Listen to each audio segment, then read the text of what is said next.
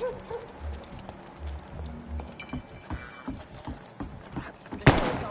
the idiot had to say first.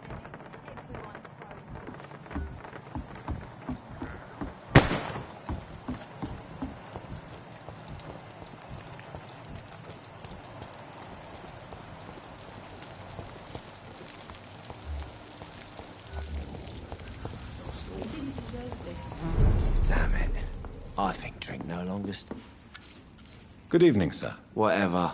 Don't you recognize me?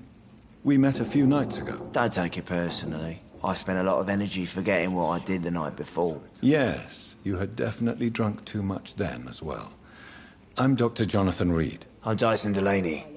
I'll try to remember you. This time. Inebriation aside, do you need medical help? Yes. I feel sicker than usual these days. Take this, then. And perhaps you could try to slow down the alcohol intake, too. Hey, Doc, you don't really want me to stop the only remedy I can afford.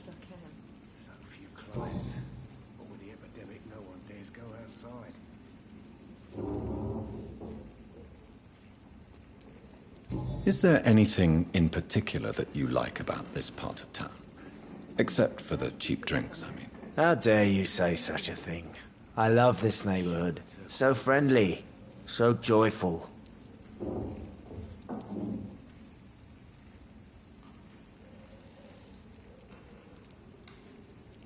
No reason at all to rejoice, then? Life is hopeless and then we die, is that it? Let me tell you a story. All right. Go on. A few years ago, when I believed a resolute man could change things around here for good, a tragedy occurred nearby. What kind of tragedy? It was a bomb. Bomb that exploded and killed many people. Metal and blood everywhere. Shouts, fire, broken window of the shoe shop, the torn street light. You lost people you loved that day, didn't you? I've lost everything. But you know what the worst part is? I don't even remember where it happened. I've drunk so much to forget it, and now I can't remember where it was. I can't pay my homage to the dead. I'm sorry, Mr. Delaney. It's okay. If you ever find the place, just leave a flower for me there. Even if you tell me where it is, I'm not sure I'd memorize it.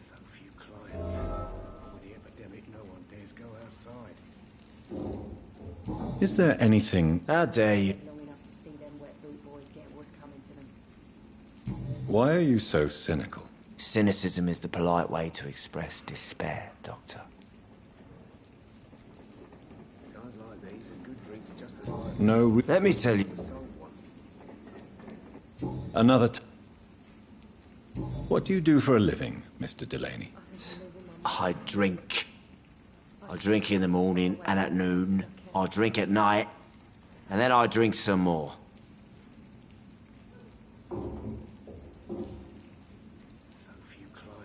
Don't you work at all? I'd love to, but I don't have the time.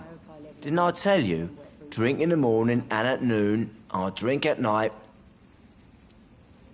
Why do you drink so much? Maybe it's because I prefer dying slowly. Death can be so abrupt. Personally, I like to see mine coming at my own pace. You sound very sad, sir. That's because I am, Doc.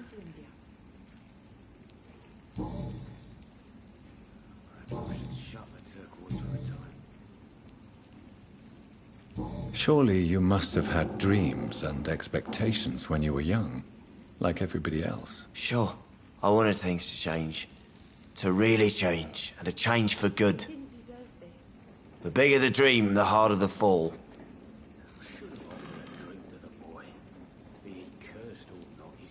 Sounds like you were an idealist, which is honorable. No, sir. I was an anarchist and I believed that exclusive property is a robbery in nature. I wanted a new world to rise from the ashes, Dr. Reed. Do you really think the world is that bad? No, I believe we all can choose to make it better. But most of us are too weak, Too corrupt and too guilty. I failed for sure, but others will come.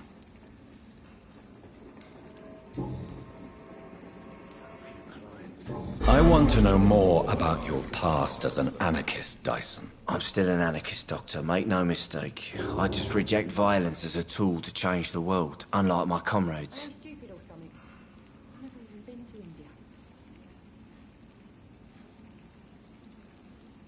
Do you still see your comrades, then? Even if you don't agree with their methods anymore, I mean. No. I hope they'll come to share my point of view one day. I'll raise my glass to that splendid idea. Do you believe in a bloodless revolution, then? I do not believe in much anymore, Doctor. But I'll admit I like your idea of peaceful change. I like it a lot.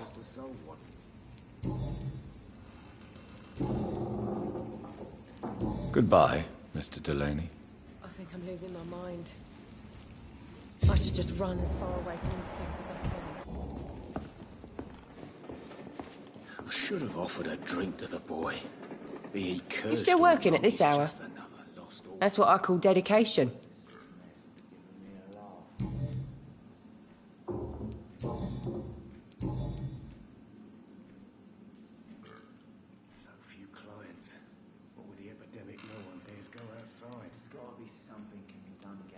I know you've been learning to use a gun, Sabrina. What are you up to? I just want to feel safe when I go home at night.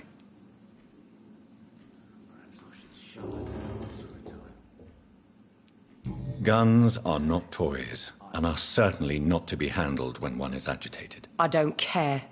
Next time some drunk bastard tries to drag me into the yard, he'll be the one bleeding. Sabrina, tell me about your true feelings for your boss. I love Tom. Not ashamed of it. Don't care if the customers joke about it neither.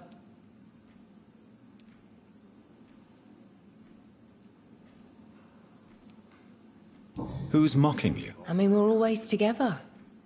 People will talk, won't they? Does Tom love you? Yeah, but he's always reluctant to take it further. It's not because I'm younger, or because of the colour of my skin. He hates jokes about us.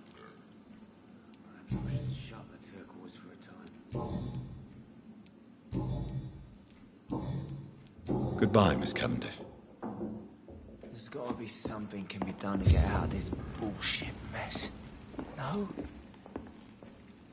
Good evening, Tom. Good evening, sir. How are you tonight? Back to the docks, are we? You remember me, then? Of course I do. You're that man who seemed so lost when he entered my bar a few nights ago. Thank you for your hospitality. I'm Jonathan Reed, by the way. I'm still Tom Watts. Welcome back, Doctor.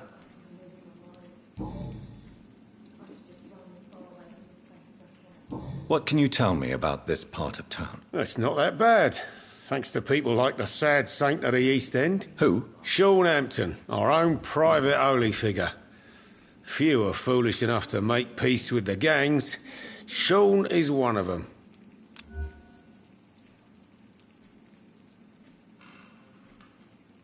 How is it you can keep this place open?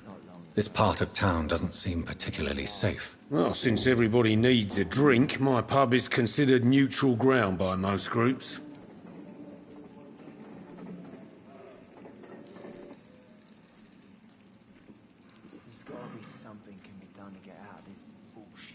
I see. So you get pressure from all sides about how this place should be run, do you? Or something like that. Nothing that a few wise words and a bottle of gin can't solve. You're something of a figurehead around here. I'm only pouring alcohol for everyone to forget their troubles. Sean Hampton is the one giving them long-term hope.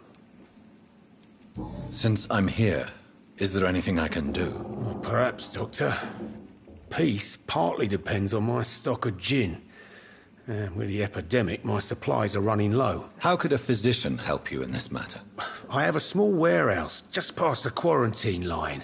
Perhaps, with you being a doctor, you could go there and come back? Doctors aren't immune to disease, you know. Very well. Show me where it is. I'll see what I can do. Oh, thank you, sir.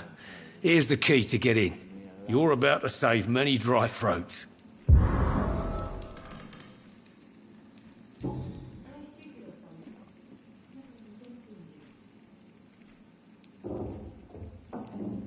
Why are you teaching your waitress how to use a pistol? Sabrina is a nice girl who's already faced a lot of problems in her life. She does not need another. Why does your waitress feel in danger working on the docks? This part of town is dangerous for all, but for women it's worse, as always. Sabrina is a brave girl, but she can't help feeling in danger. Do you think she has good reason to feel this way? Are you not worried about her safety? Of course I am. The truth is, she's tougher than me deep inside. She just has to learn to control it.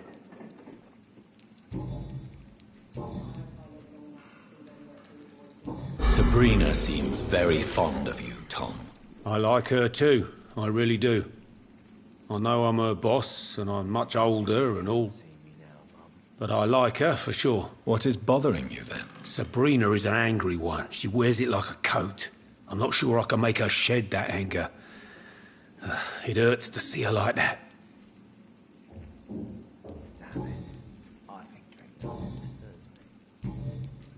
Goodbye, Mr. Watts.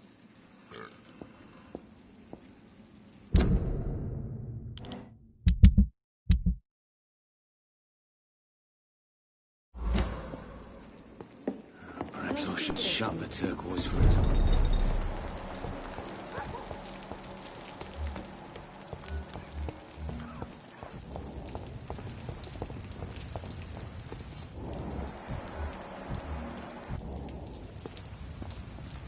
Good evening, Mr. Fishburne. Yeah. Do you require medical assistance? That's something I didn't expect to hear again. A doctor concerned with the health of his patients. Yeah. I could use some help. On several matters, in fact. I don't know which kind of doctor you're used to dealing with, but it's a doctor's purpose to heal people. And is it your purpose as well, Mr. Reed? I would say it's a convenient way for gaining people's trust.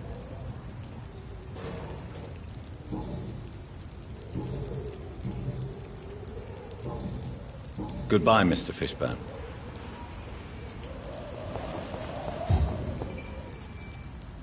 Evening, Rufus. Evening, Mr. Reed. Do you need help? A real doctor caring about me. That's a first. I feel like a real person. A real doctor treats everyone the same, Rufus. I don't know what to say. Thank you, sir. Thank you.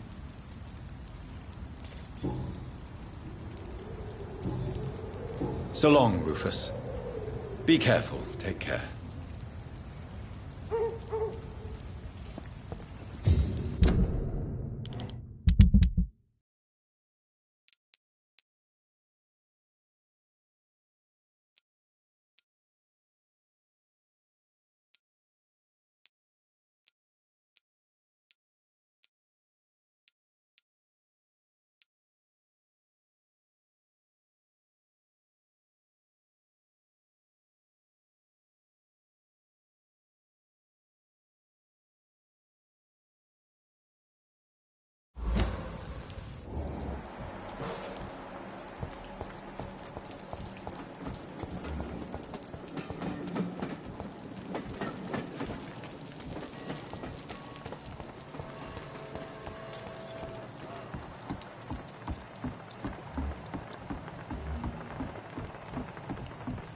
Now everything seems under control, more or less. Don't forget to keep an eye out for this garden.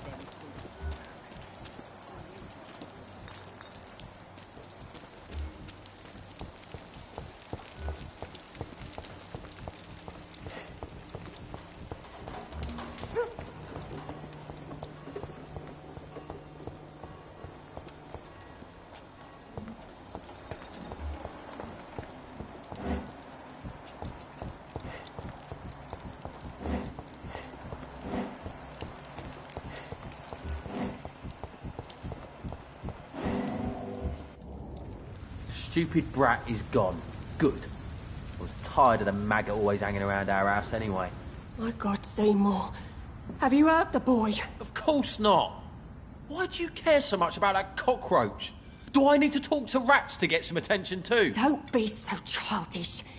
You know I love you, Seymour. But you worry more about that stupid maggot. Don't speak about him that way. Rufus has always been the kindest boy. Yeah? Unlike your real son, right?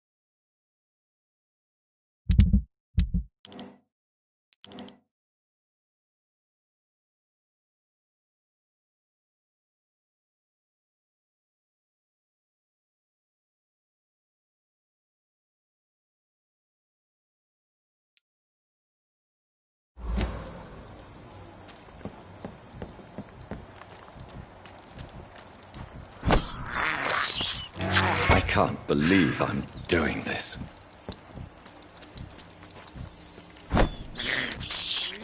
This is despicable.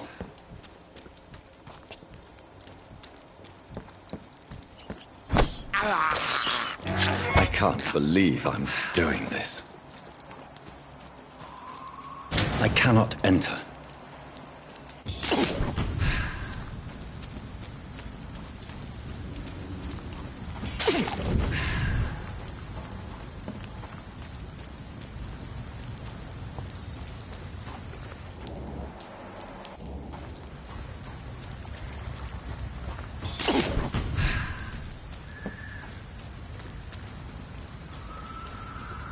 It's locked.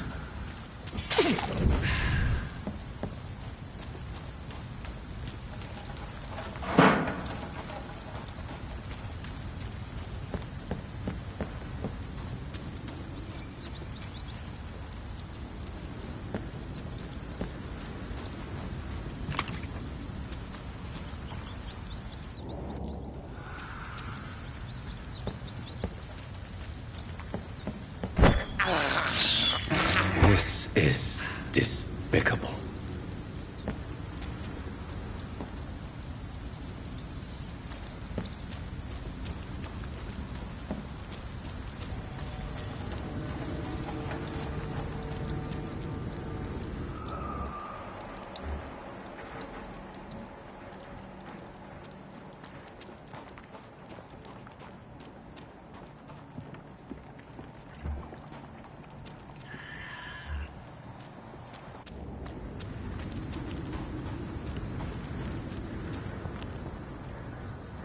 Not a good place for a stroll. Look at it!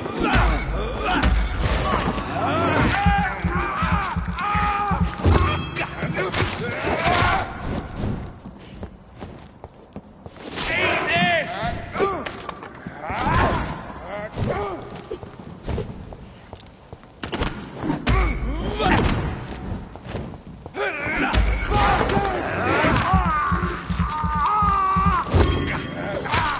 Bloody leech!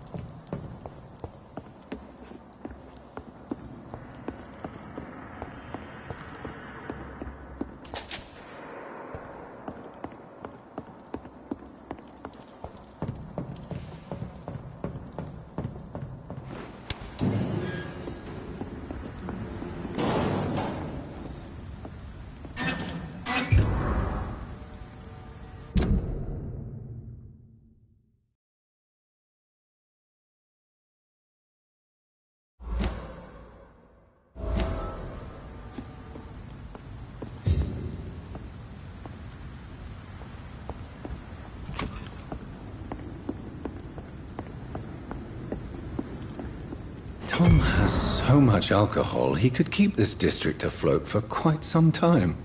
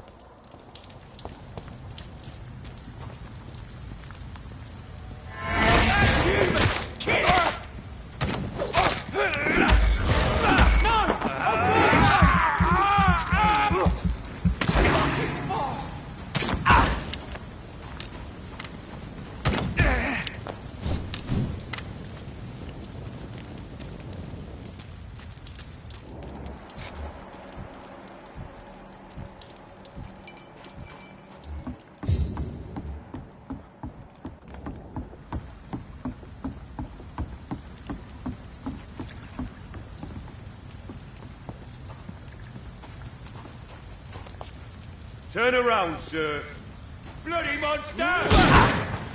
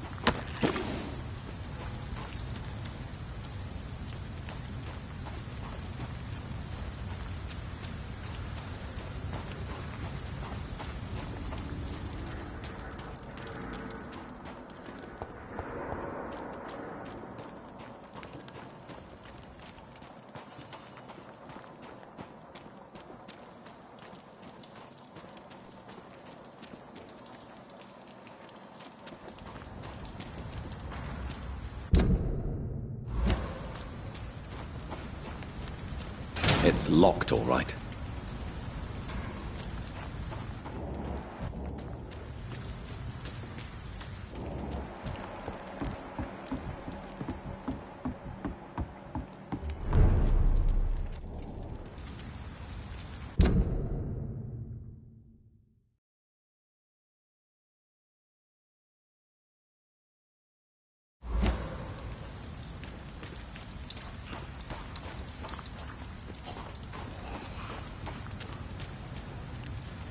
I cannot enter.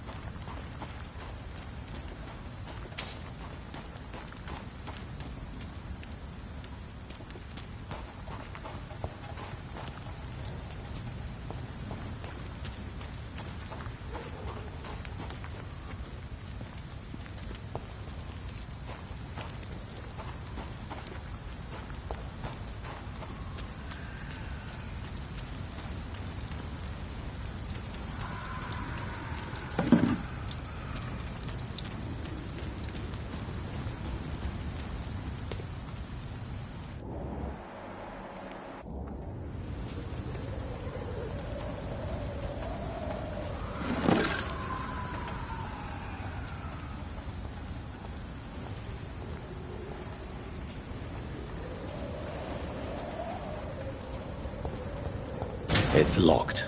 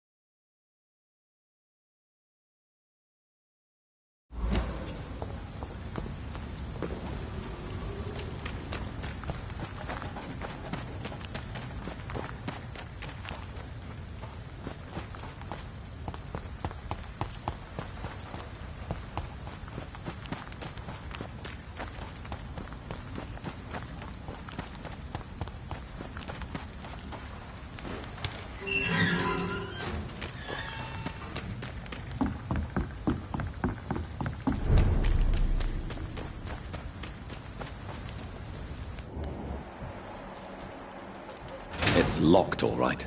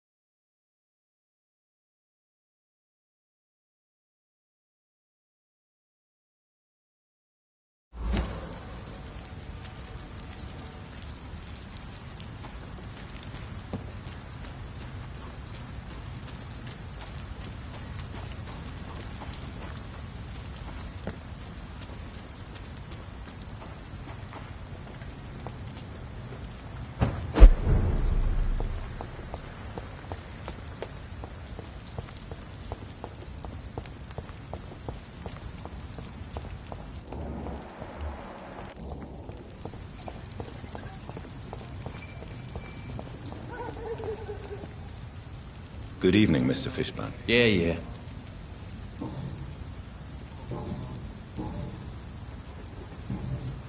Goodbye, Mr. Fishburne.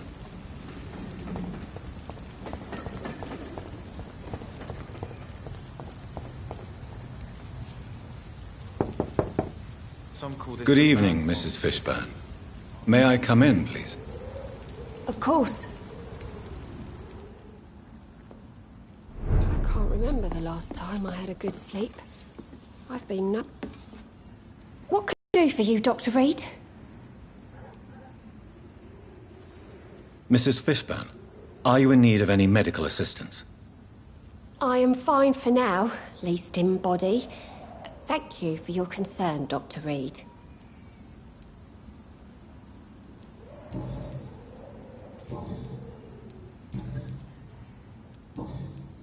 Goodbye, Miss Fishburne. Take care of yourself.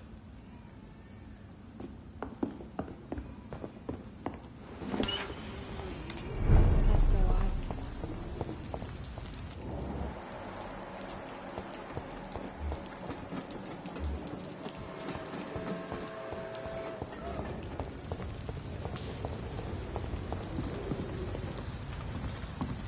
Evening, Rufus.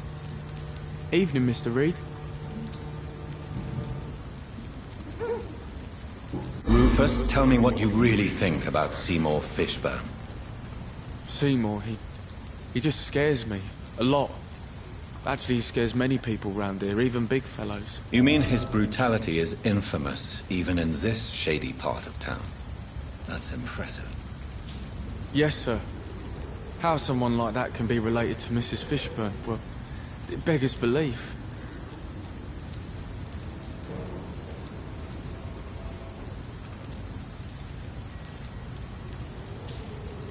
Maybe she loves her son so much, she is blind to his misdeeds. If so, she wouldn't hide her sadness, would she? What do you mean? It passes across her eyes sometimes, when she thinks she's alone. hides it from everyone.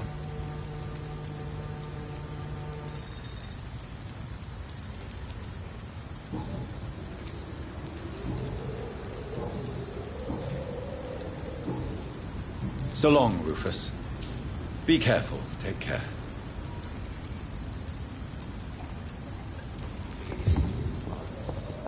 Hatred. A wave of bitter death to drown, purge our city.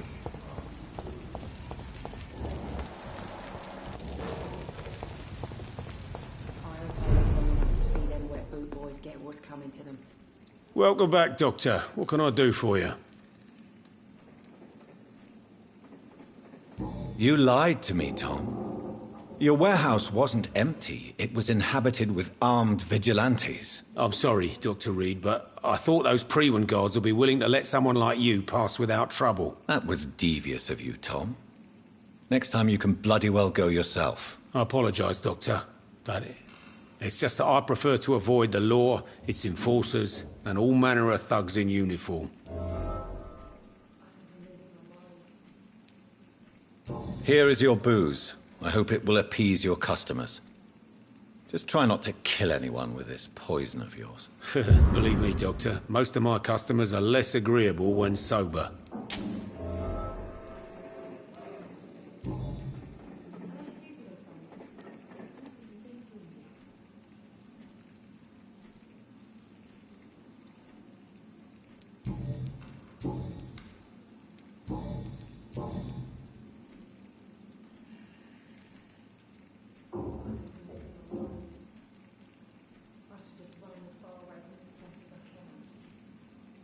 Tell me about your arrest for attempted murder, Tom. I tried to kill someone.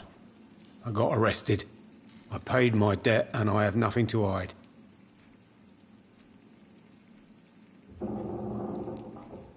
So you mean your customers know about your sordid past? Yeah, why do you think this is the last pub open? I have nothing to hide and I don't judge. That's a relief for many round here. Do you think prison changed you? Made you a better man? Oh, I don't know about that. All I brought back is bad memories, scars, and an ugly tattoo of a blue turtle. But do you feel cleansed of your sins? All I know is that I'm at peace. I did what I did, but I wouldn't do it again. Does that make me a better man? I don't know.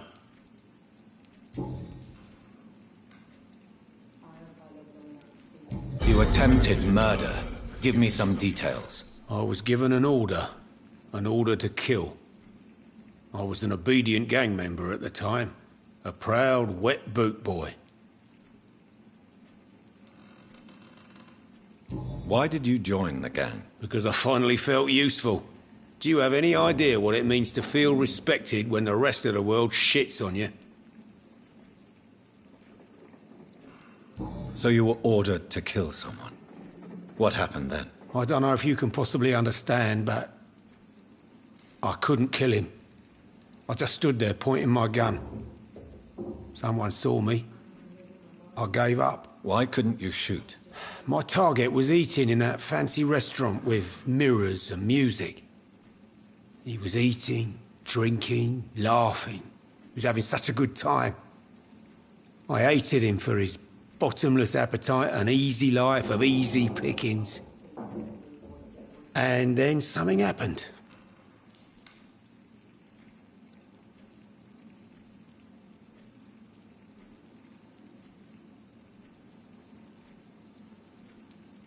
You refused to kill him because you wanted to feel some of that happiness yourself. You empathized with him. Exactly. The man was a bloody landlord who rented overpriced flats. A selfish bastard. But he made me smile. And I was no different from him.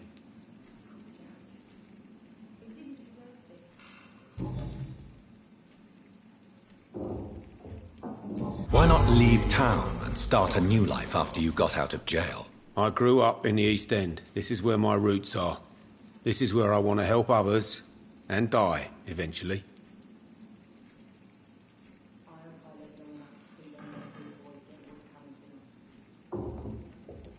Do you think the docks will always be a hive of scum and villainy? As long as poverty and fear run the show, I don't see how it would change. Misery loves company, as they say.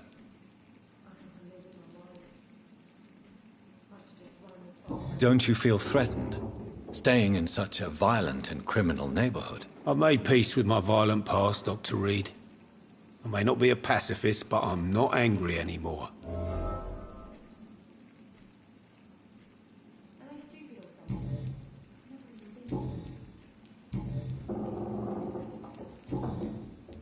Goodbye, Mr. Watts.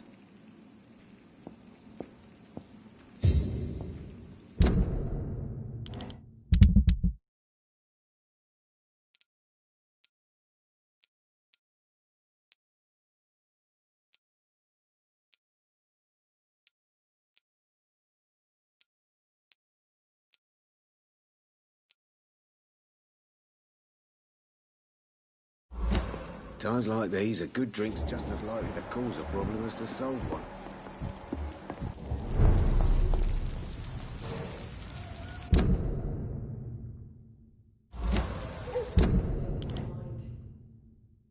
I should just run as far away from this place as I can.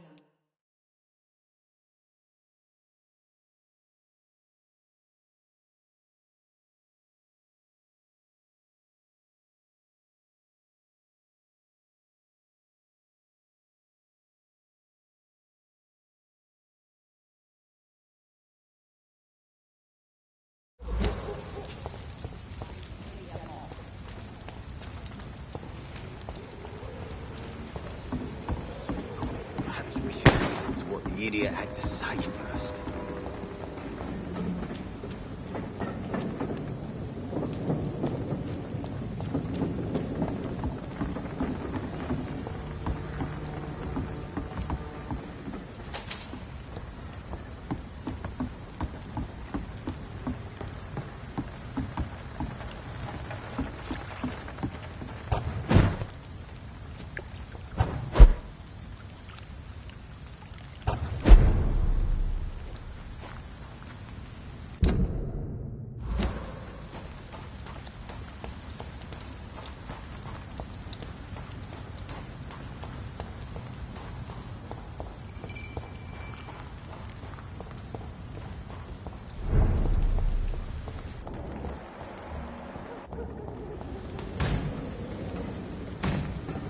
Get them weapons ready! We found one!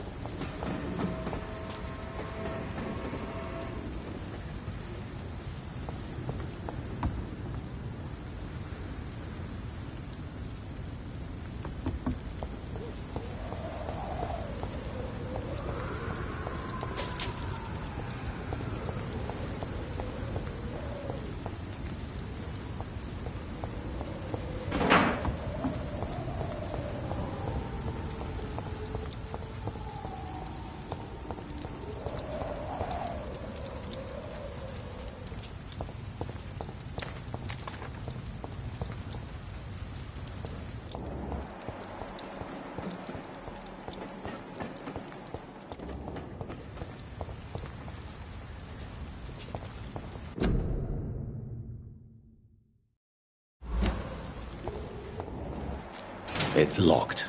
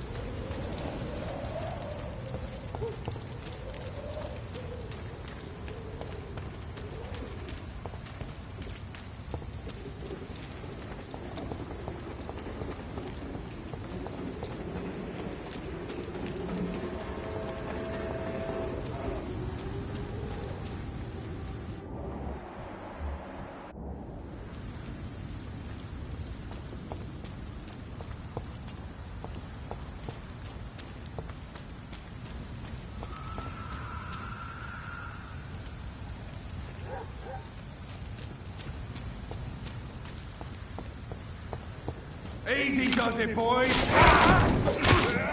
turning!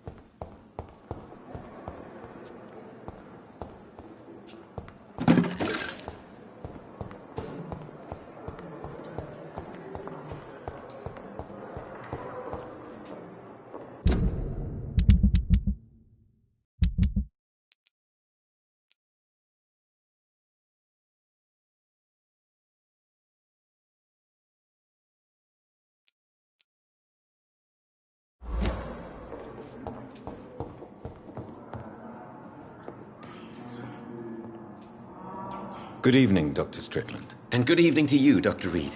Can I be of any help?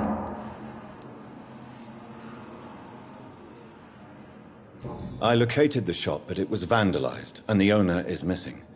All I found was your order. I was afraid of such bad news. People are so desperate they're ready to burgle a shop for drugs. That's quite a list you ordered. Opium, sodium hypochlorite. It can't be just headaches you're trying to cure. This dreadful influenza, of course. I already ran some tests on hopeless cases. Without success, I must admit. Do you realize you could create a lethal poison without the correct dosage? Then there are the legal ramifications. Is this not true of any medical substance, Dr. Reed?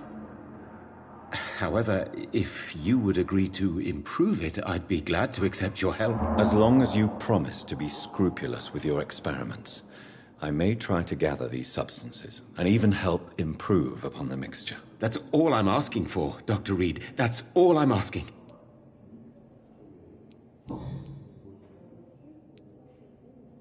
I want to know about these secret tests you run, and if they can save people from this epidemic. Speak to me now, Thoreau. I know I may sound presumptuous, but I'm just following your steps, Dr. Reed. I'm casting away the shadows of ignorance by daring to face them. Self-confidence is essential in our line of work, my young colleague, but only if tempered with the correct amount of cynicism. But you never doubt yourself, Dr. Reed. I've read all your articles and books. You performed the most daring research during the war.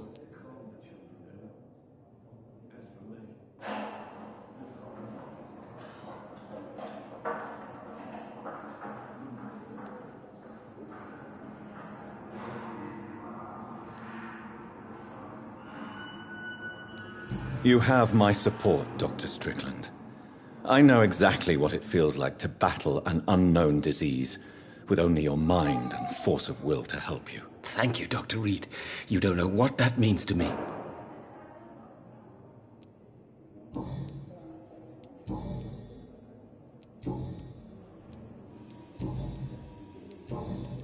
Goodbye, Dr. Strickland. I can't let Strickland put his patients at risk with opium. Perhaps an adjusted formula will deliver more of a placebo effect.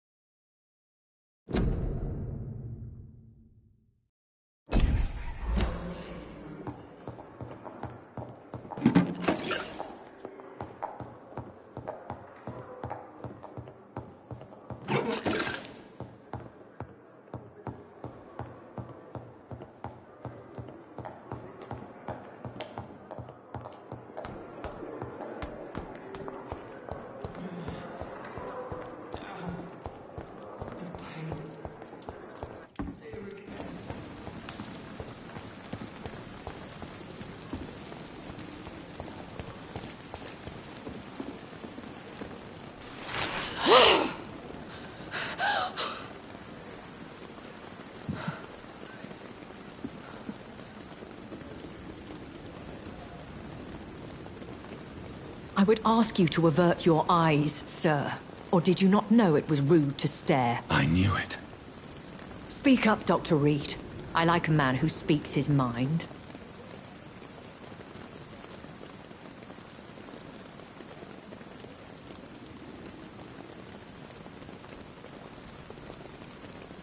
You killed him.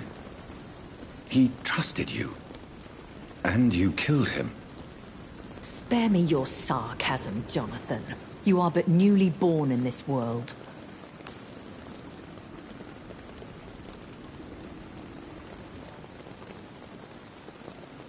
So in the end, the accusation was true, wasn't it? The situation is somewhat awkward nonetheless. I have not been observed sustaining myself for many decades. I have to say I'm a trifle embarrassed. Anyway, I have concluded my inquiries concerning your blackmailer. I see. Please excuse my agitated state. Under normal circumstances, I wouldn't let anyone see me in this condition. I must confess I have not put an end to the blackmail, my lady. Unfortunately, I could not bring myself to do it. I'm so disappointed in you, Jonathan. I didn't expect this from you. Lady Ashbury, you yourself admitted how ridiculous the sum of money was. I can assure you, it was all used for charitable ends. Well, you are full of surprises, aren't you, Jonathan? All right, say I trust you, but you will still pay the ransom. That is only fair. After all, it was you who failed to bring this problem to a satisfactory conclusion. I believe I could agree to that. And since a lady always keeps her promises, I will now answer any questions you may have.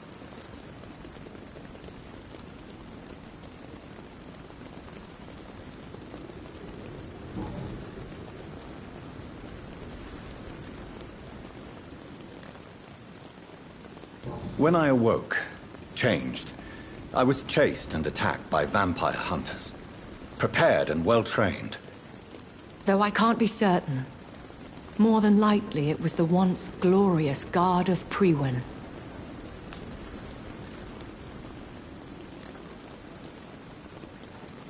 You make them sound like some sort of cult. More a society, and like all the best ones, a secret society.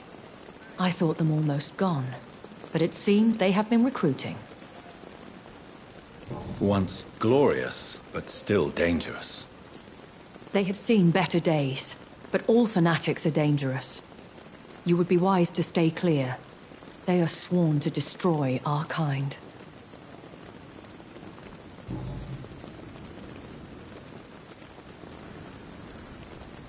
I've been away from London and England for 3 years. This isn't the city I remember. Things have gone from bad to worse here, Jonathan. I've lived in this city for a long time, and I've never seen it like this.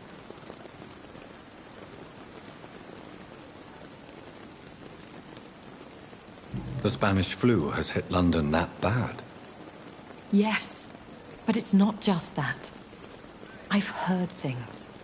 Things I've not heard for a very, very long time. There are whispers in the shadows. Something far worse than the Spanish flu is here in the city. What is it you fear? Fear has long since flown this form. But there is something malevolent circling us. I feel fear is merely waiting in the wings. Are there many vampires here in London? Immortals are of a rare breed, and we often tend to hide. But you may occasionally meet some of us at night.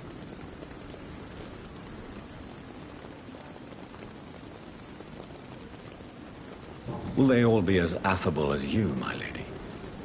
I do not see why not. But remember, even the shark smiles before he bites. That sounds like a lesson from experience. Vampire politics are as intricate and sometimes tedious as a game of chess in a gentleman's club. I've learned from experience it is best to decline to play. Do you know any of them? Have you an idea of the identity of the vampire who attacked me? You mean your maker? No, Jonathan, I have no clue. But I fear he or she is as careless as cruel. To let you discover your new condition by yourself. What do you mean?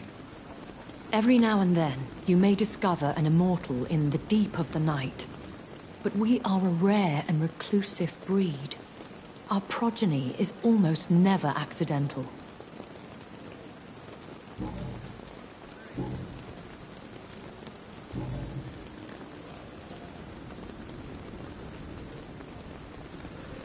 I don't understand.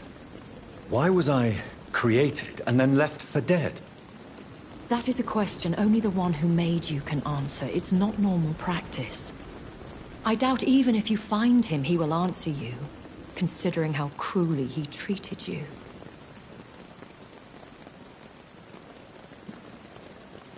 So me being a vampire could have been a mistake. I very much doubt it, Jonathan. Contrary to the legends, it is not as simple to make another vampire by just biting someone. I'd like to avoid creating another vampire by mistake anyway. Tell me, how is it done? The process is dangerous. It could even kill your potential progeny. If you did decide to sire an offspring, they must drink of your blood, Jonathan.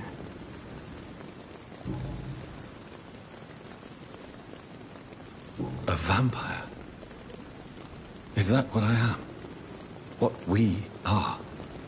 Such a crude word, defined by penny dreadfuls and drunken hacks. No. You are now an Ekon, and that you shall remain.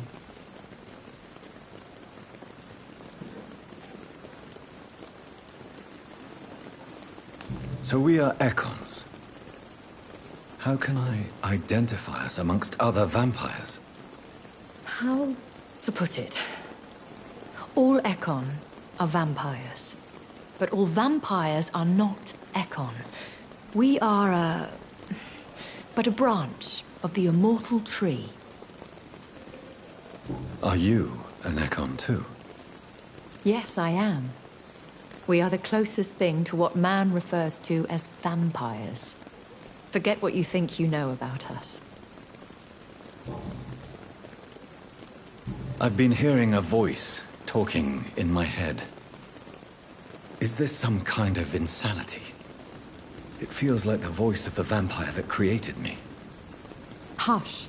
Tell no one this. It would be unwise to talk of such things amongst British immortals. Speak no more of your maker.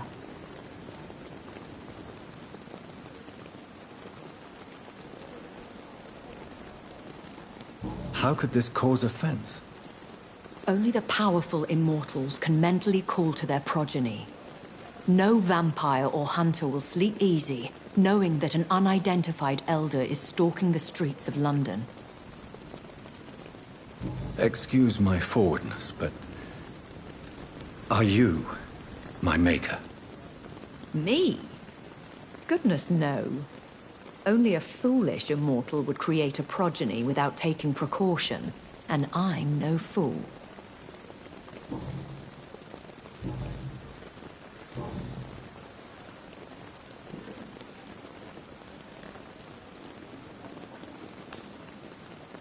I know this is beyond the pale, but may I inquire your age?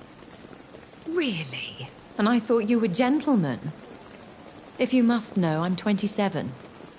I've been 27 for a long time now, and 27 I shall remain.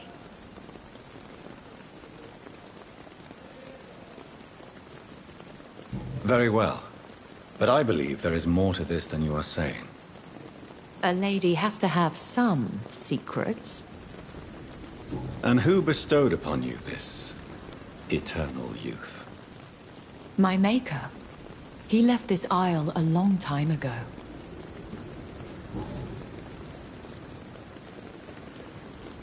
Why did you save me in the canning factory? I could hardly stand by and watch such a promising young blood as yourself be torn to shreds by some gutter scowl.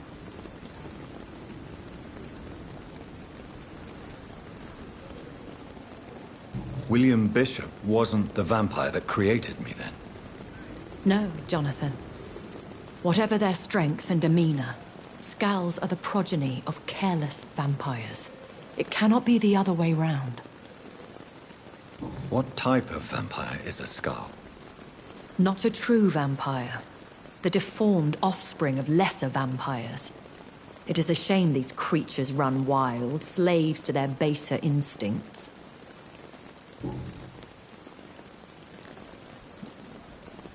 Why does Dr. Swansea allow you to feed on the patients of the hospital? Dr. Swansea is a good and compassionate man. He is trying to find a solution for our hunger. Until that happens, he is clever enough to understand that I only feed upon the dying.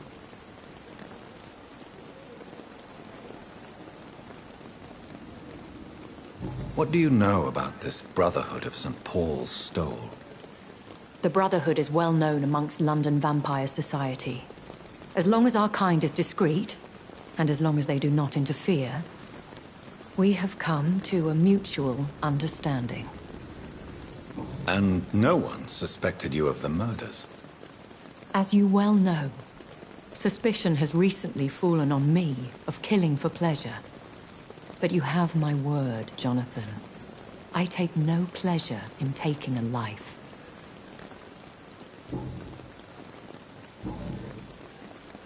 I bid you farewell. For now, my lady. I must quickly analyze the blood I took from Nurse Crane's patient.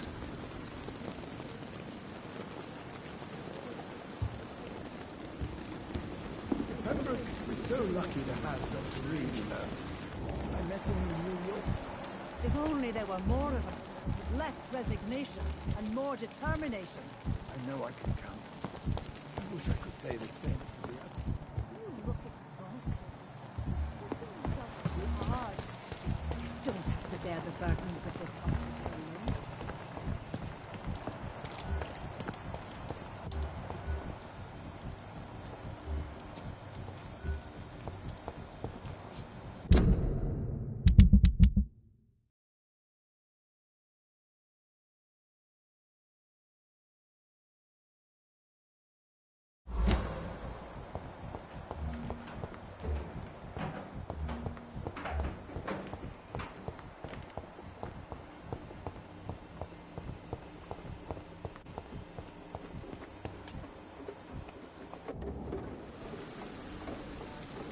Tomorrow,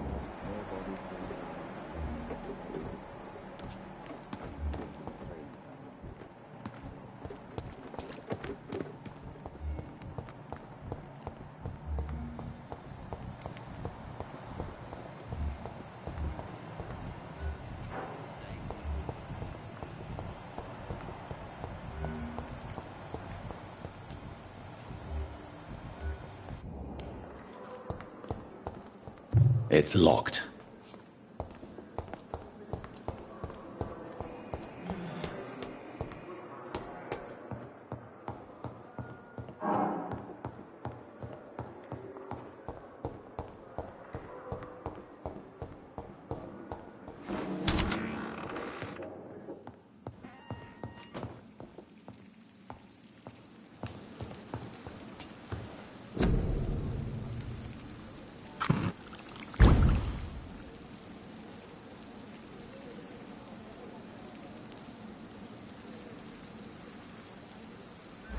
Razvan Vasily was infected by Spanish flu, but also has the highly unstable blood of the Skulls. Is the London vampire epidemic transmitted through the flu? I should talk to Dr. Swansea about it.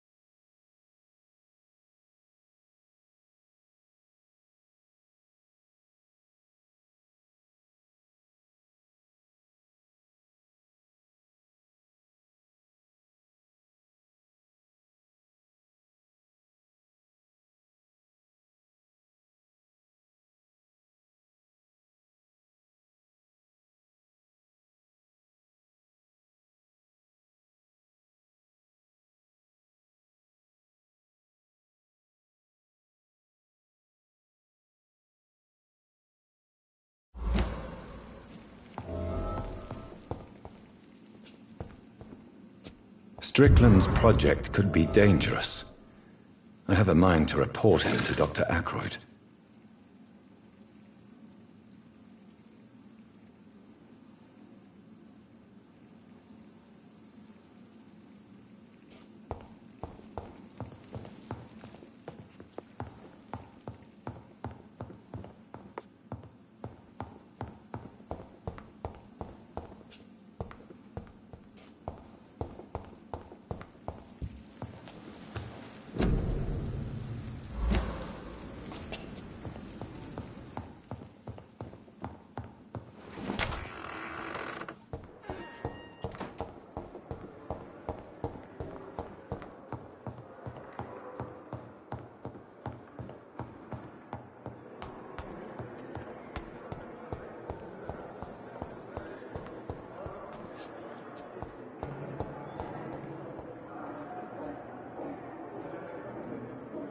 Dr. Strickland. And good evening to you, Dr. Reed.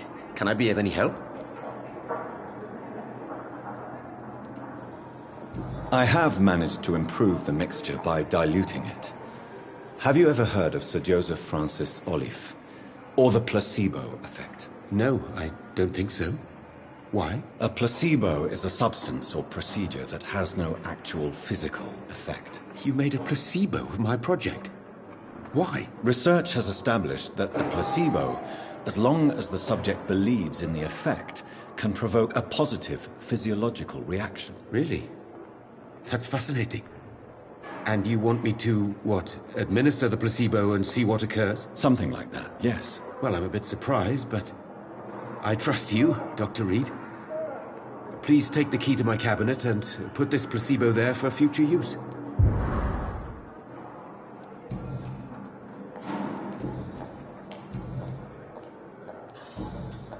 Goodbye, Dr. Strickland.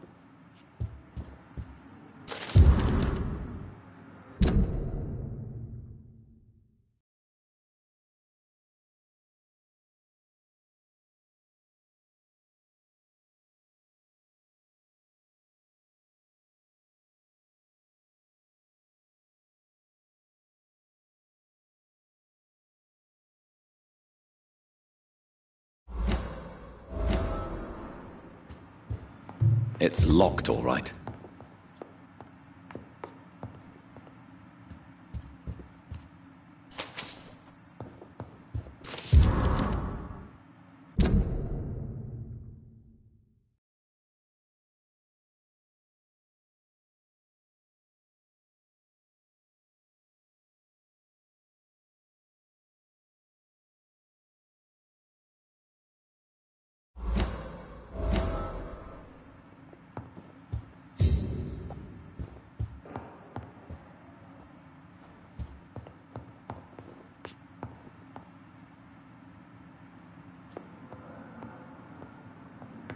It's locked. At least Strickland can't kill anyone with this formula.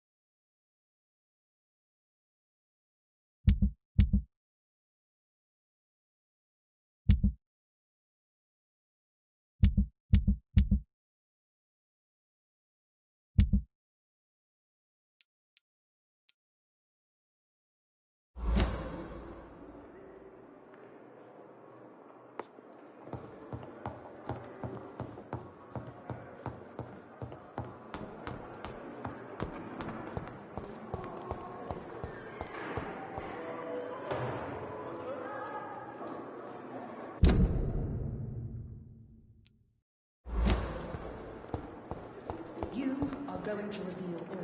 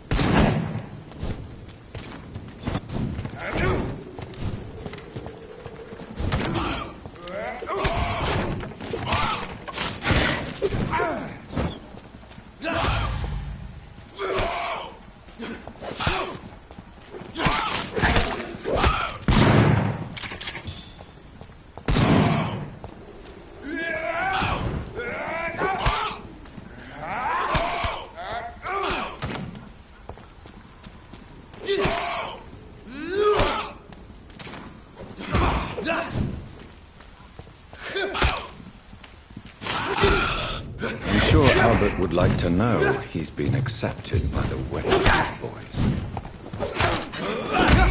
This was mine!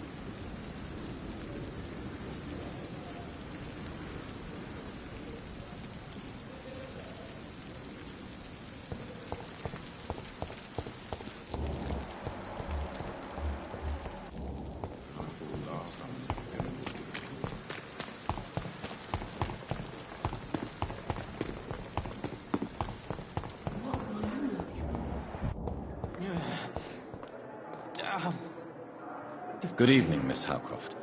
How are you tonight? I need blood, Doctor. Warm, rich, vibrant blood.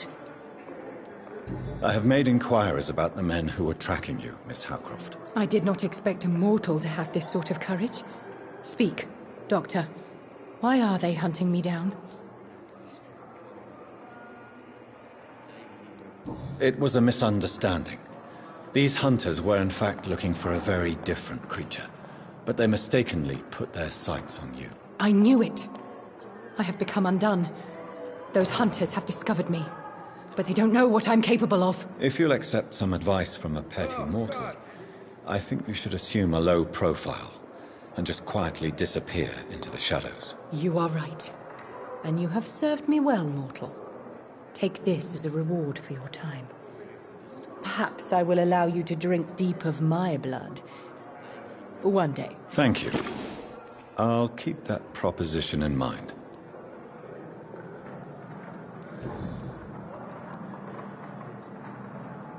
Tell me, Thelma, why do you feel so attached to Mr. Elwood? Why him?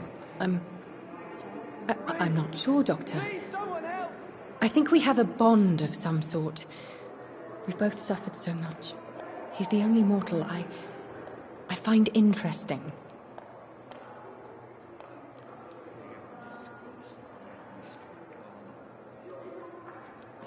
Do you plan to make him a vampire too? Of course not. How could I inflict my curse on anybody else? I'm not that cruel, Doctor. Would you say you and Mr. Elwood are romantically involved? No. No, Thomas is a delicate soul. Even though he disguises it. But I am not the woman he needs. No, for I am a vampire, Doctor.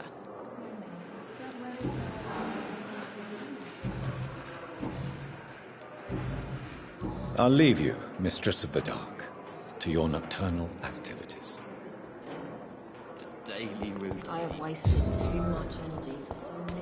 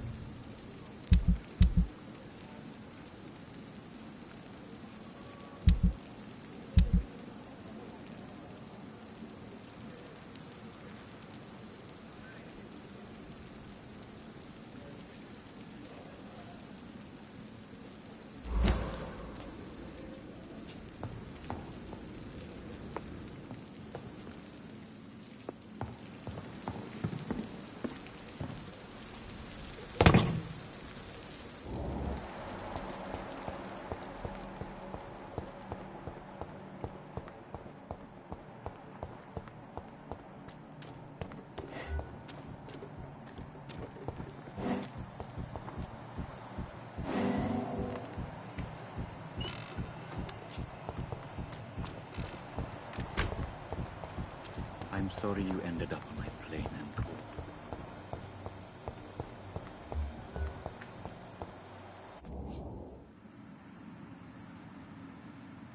You don't mind if I search your pockets, do you, sir? You won't need any of these anyway. I'm not stealing from you, mister. I'm only redistributing your belongings to people who need them more than you. You see, no one has claimed your body, sir, so it would be such a shame to bury you with your valuables. I will not forget you, sir, and I thank you for your generous donation.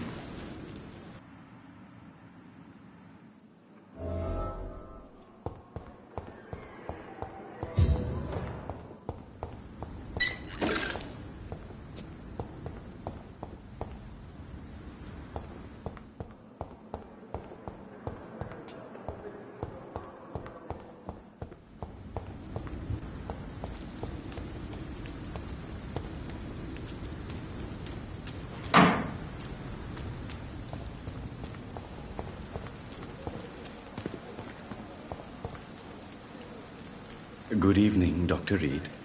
Such a pleasure to see you again.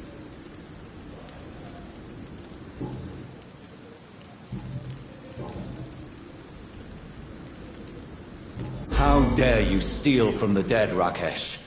Is that what your pawnbrokers is really about? These people are dead, sir.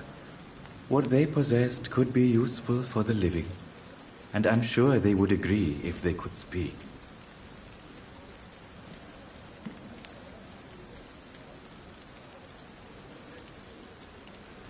You should show respect for the dead.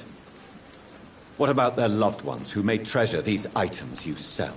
The bodies I watch over are the unwanted and undesired, sir. I would never deprive anyone of their family artifacts.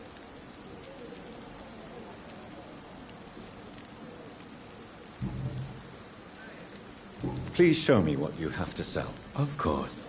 It's just trinkets and curios, really. But I'm sure they can be useful.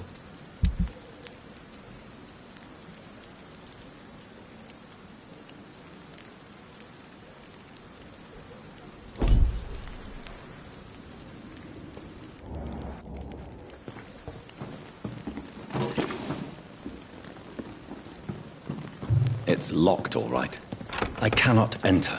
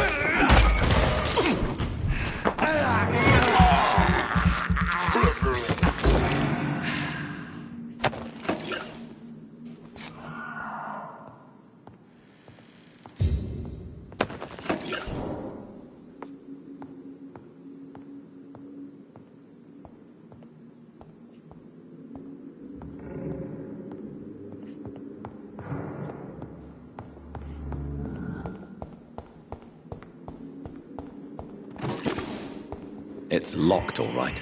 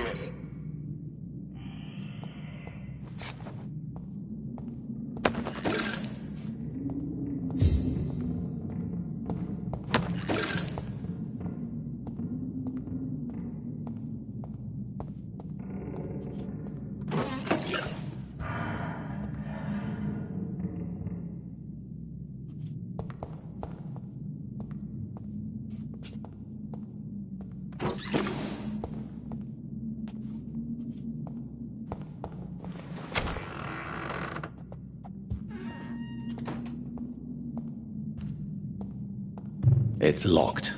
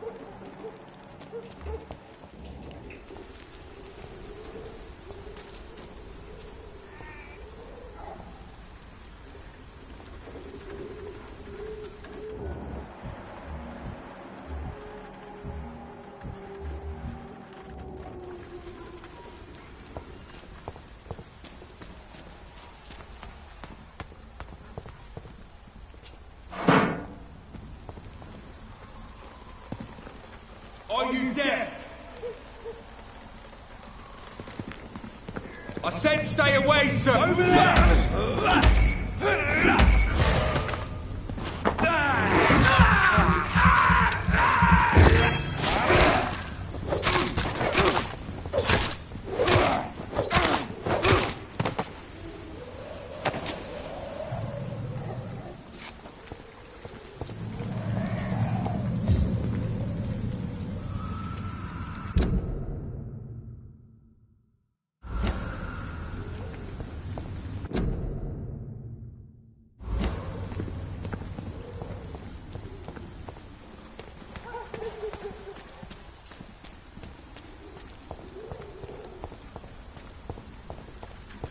I'll kill you!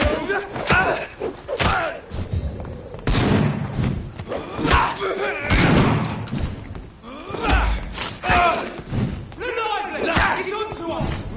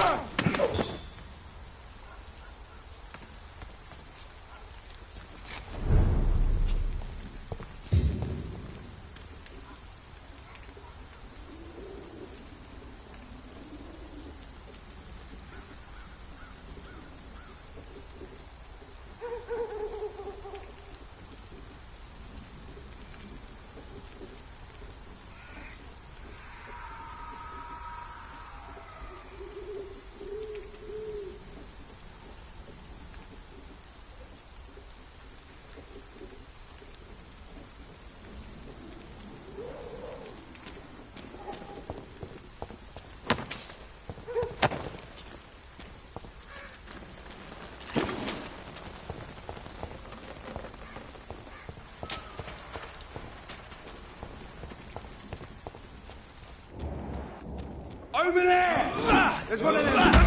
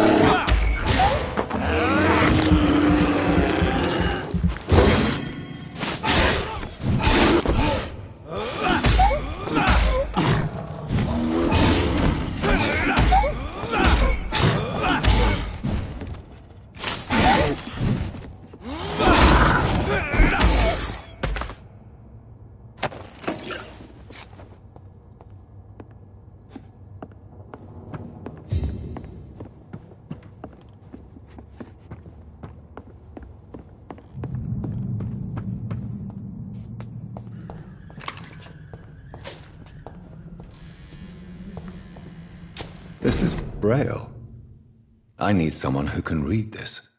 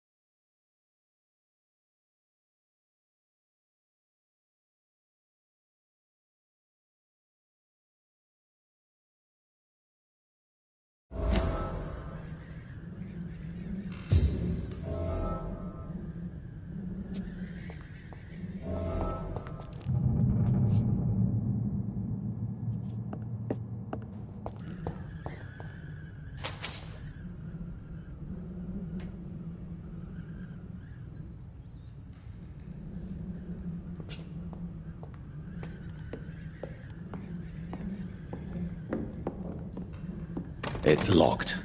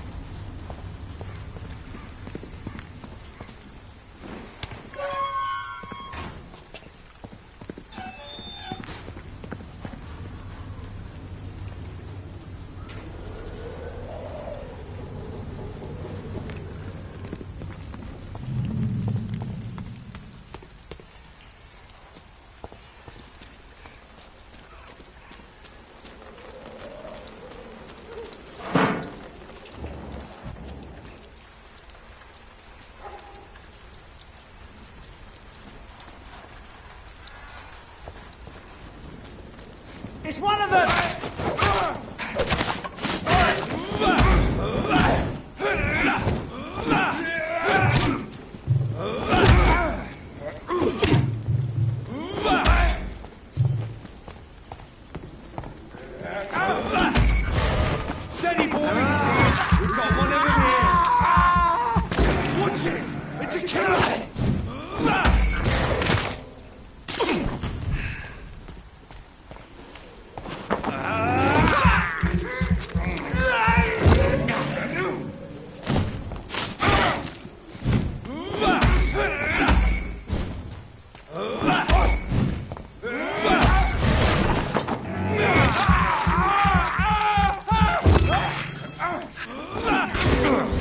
It's gone up like kindling.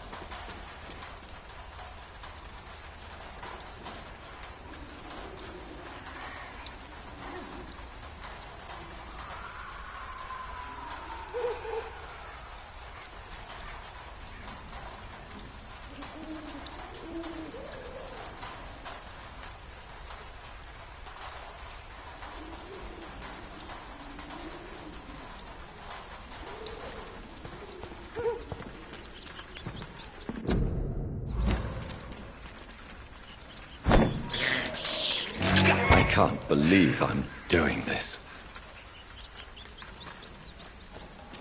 I cannot enter.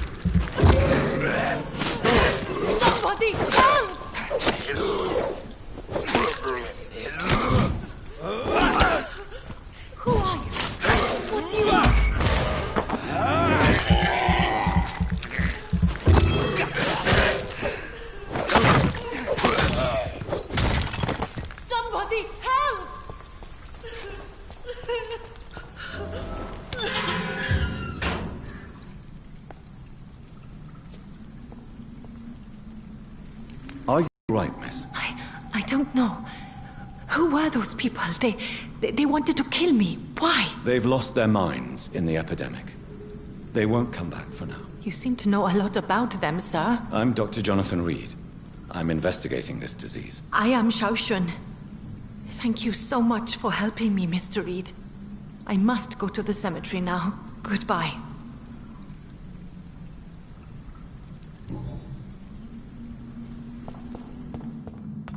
Carnage. Is Father Whitaker's disciple among the bodies? This man's far too old to be Samuel. No. By the look of his clothes, this man's a docker.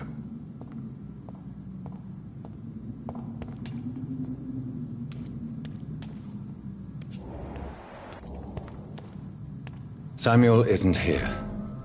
I had better follow the blood trail.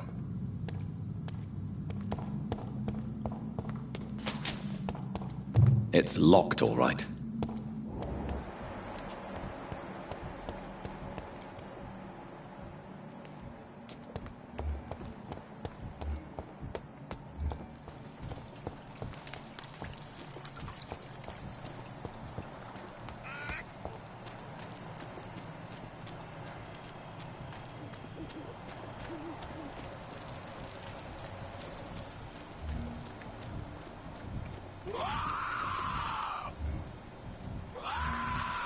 As I feared, Samuel no longer preaches the good word.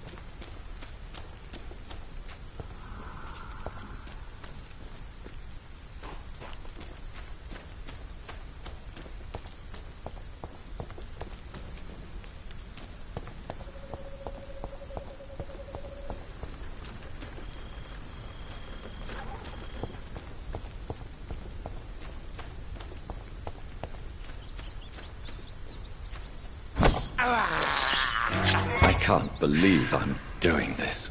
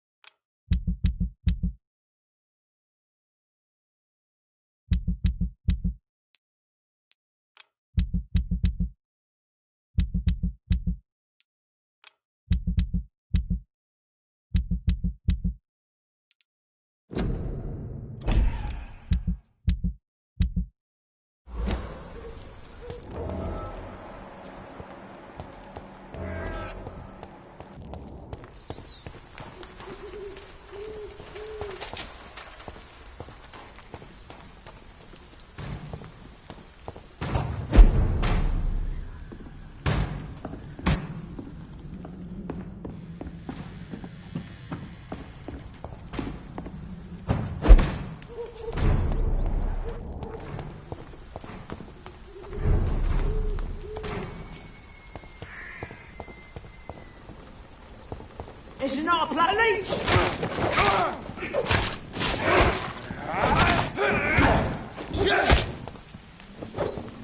Start, Leech!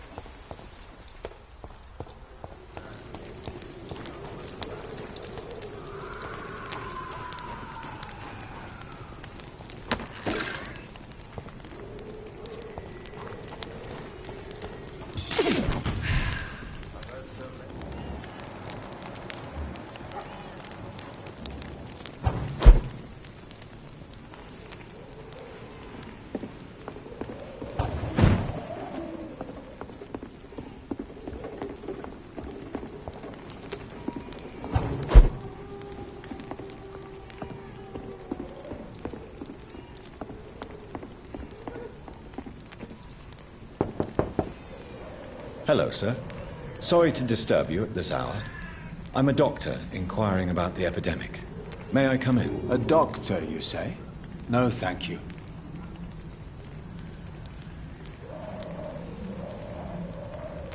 All right. I shan't insist. Goodbye for now, sir.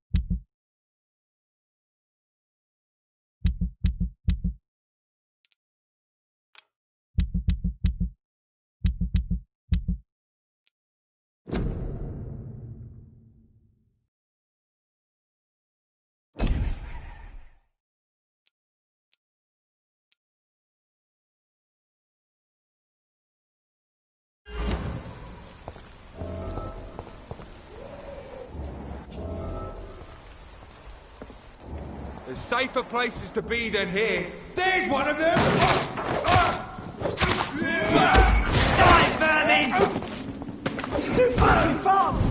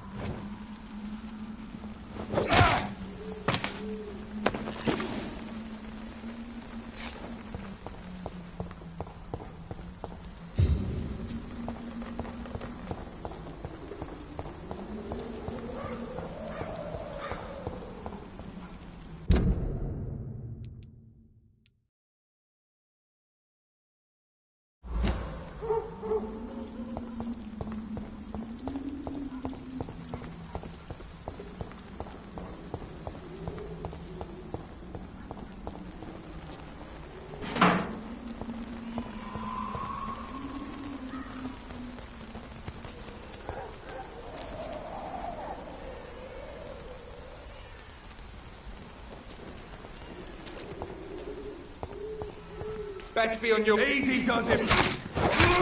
I shall fear no evil! We have started!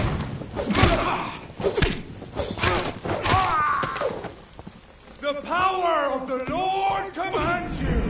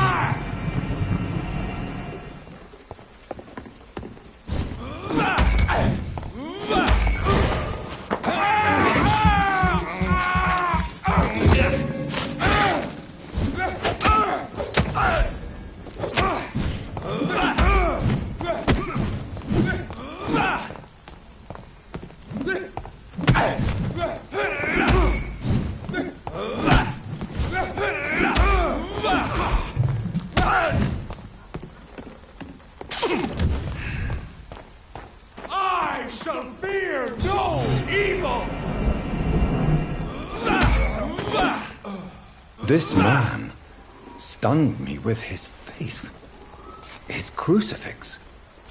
This is not good news.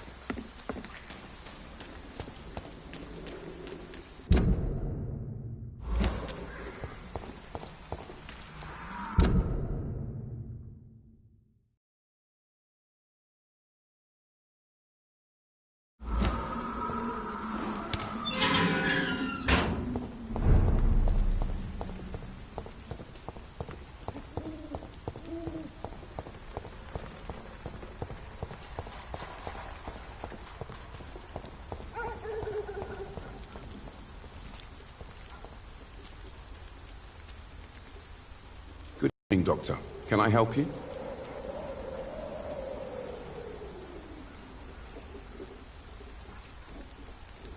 Have you any news of Nurse Crane and her dispensary? I'll never know what goes on in that place.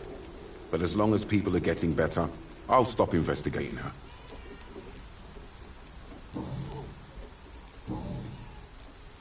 Goodbye, Mr. Darby.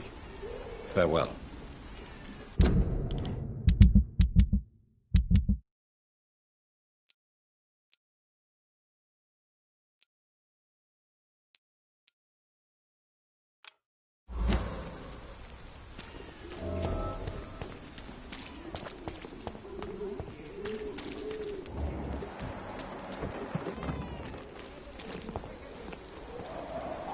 Good evening, Christina. Change your mind, Mr. Reed?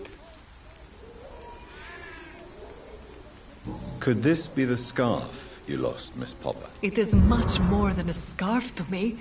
It is the only thing that connects me to my family and my country. Thank you so much. What do you know about Nurse Crane and her dispensary? That woman is a saint. She's living proof that a strong will is sometimes all you need to make a difference. Goodbye, miss.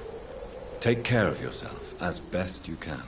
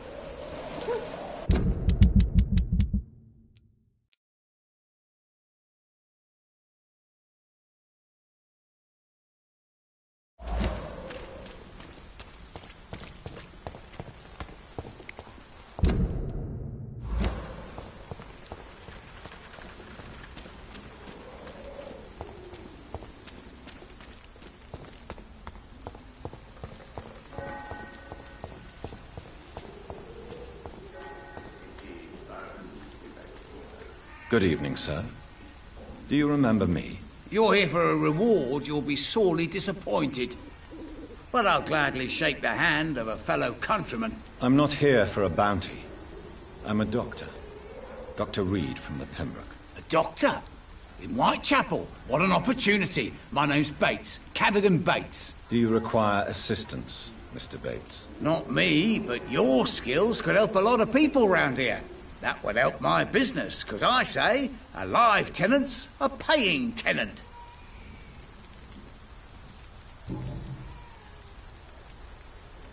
It's unusual to see someone so happy around here, especially considering the current situation. Ha! Why should I be sad now? There've always been wars, disease, tragedy. There always will be. That's an unusual way of seeing things in these trying times. I don't see why I should shed a tear for another man's woes. I'm healthy, and I intend to stay so.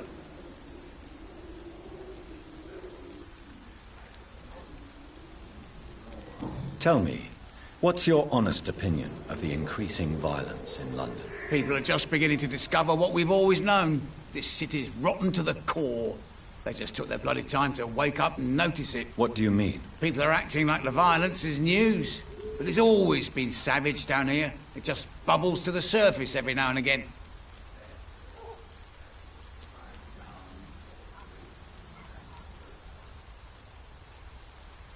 What is your business, exactly? I offer fair lodgings for a modest price to the poor and weary of Whitechapel.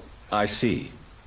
And what about those who cannot pay? Well, deals can be done, if you know what I mean. Money's not the only currency. After all, I'm not immune to a pretty face.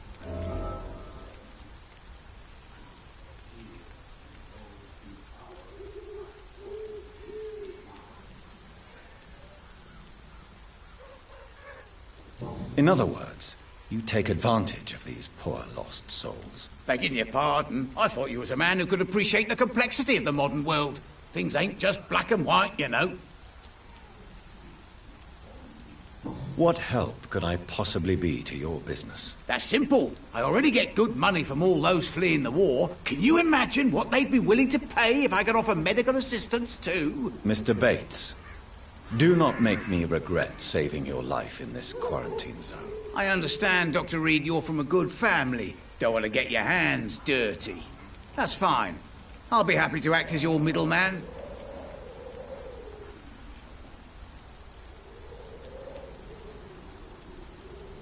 I've no interest in money. Perhaps one night I will visit you and take what I require. If that should happen, there will be no need for a middleman. So it's a no, then. That's too bad. The Reed tonic could have really helped people, you know, saved lives. Isn't that what you do? I mean, people buy that Swamborough shit.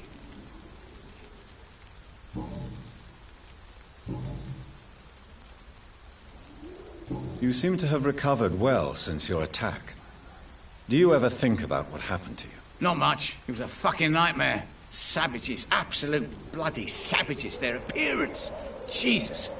It made me want to puke. You'd better not come back here. I won't be around next time to save you.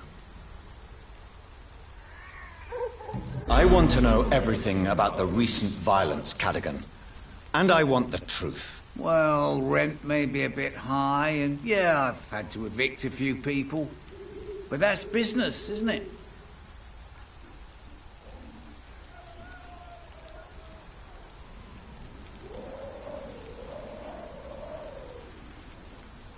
Take this as my final warning.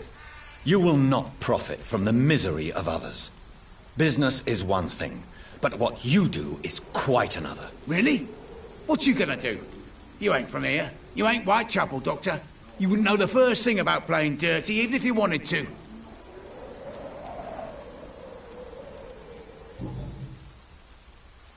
Have you heard anything about Nurse Crane and her dispensary? Not really.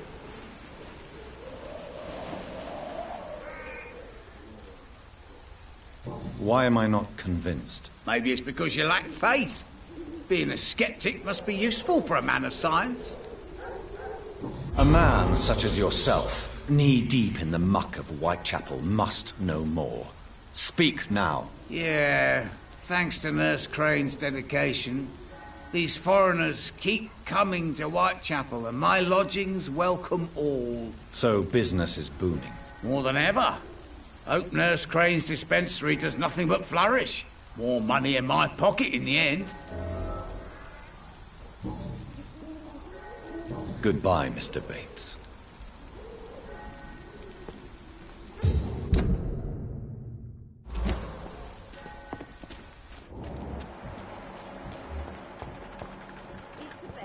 Has been proven by many. Even the flu is no match for the Swanborough cordial. Good evening, Benjamin. Can I help you? I'm afraid not, Mr. Reed.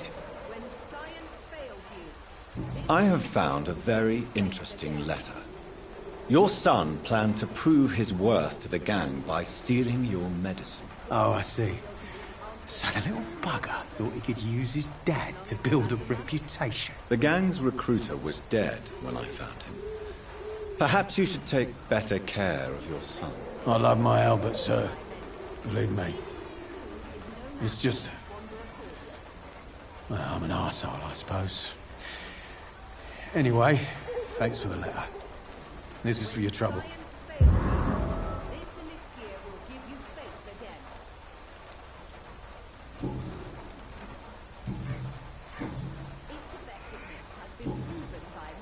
Have you any news of Nurse Crane and her dispensary? I visited her dispensary recently. If I'd heard about it sooner, it would have made life easier.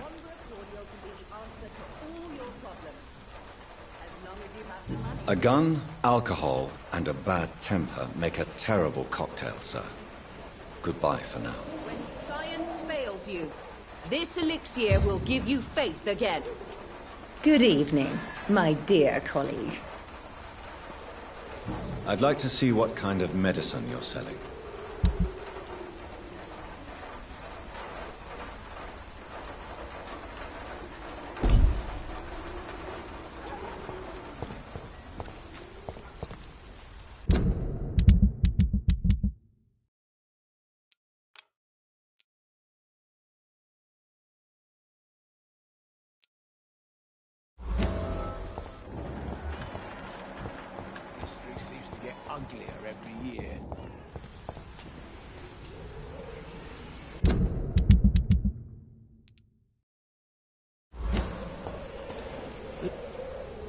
Mr. Bates. Evening, Doctor.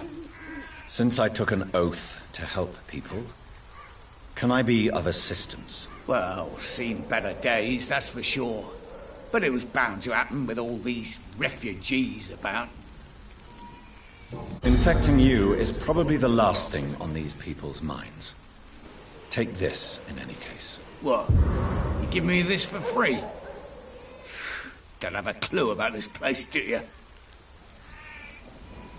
Goodbye, Mr. Bates.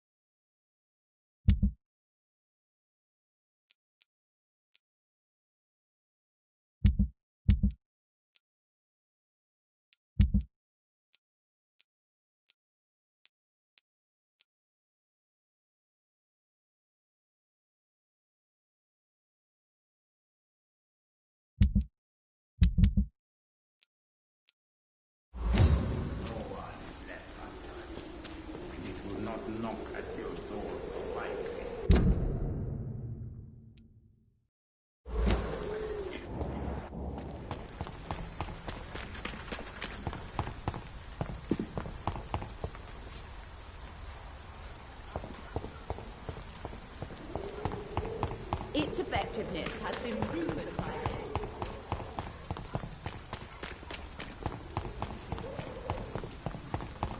Christ, good quality.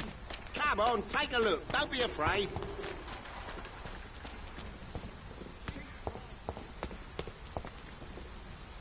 Good evening, Mr. Whitaker. It's Father Whitaker, my son. So, are you still lost in your rational delusions? I have found Samuel, your disciple. I am afraid I have bad news. I already expected the worst. He should already have come back. He is dead, isn't he? Yes, he is now. The epidemic took him. Samuel steadily made donations to our cause. He would have rewarded you himself if you'd found me in that awful cemetery. Please accept this money.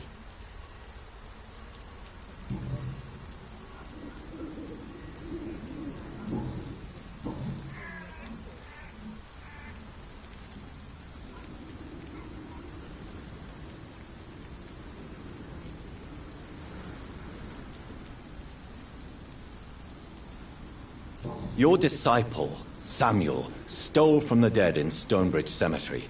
I have proof of his crime, and proof of his death. No! Samuel was the best of us. So devoted, so zealous. He gave all he had for the cause. He tirelessly preached the good word.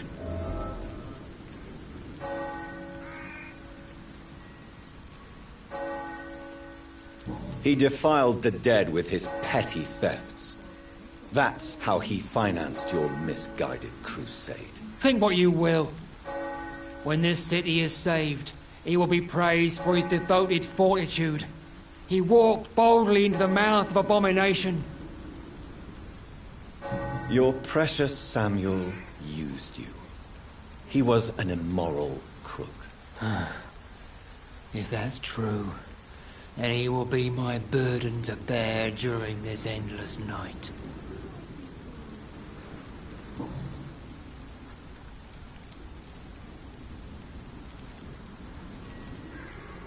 Tobias Whitaker, confess why you burnt those people alive. I have done what no one was ready to do.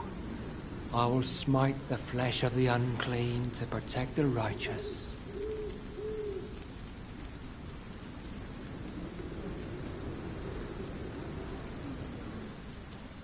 You are just another heartless murderer, exploiting the epidemic to kill with impunity. No! No. The only way to contain the spread is to strike at the source itself. The proliferating sick. You're not the savior of London. You're just a glorified sadist. I take no pleasure in this awful cleansing, Dr. Reed. I am only driven by the thousands of innocents I save each night. Why did you send Samuel to the cemetery, Tobias? What did you see there? I sent him on a vision. A dream of a dreadful and laughing queen covered with blood, sleeping with the dead and feeding on the fear of the dying. A laughing queen dressed in blood. Tell me more. This epidemic is her feast, the announcement of her return. Against her, science is no more than a child's toy. But who is she? She is the mother of harlots and abomination of the earth. She is Babylon, drunk on the blood of the saints. Why did you send Samuel to... I sent him. You sent a man to...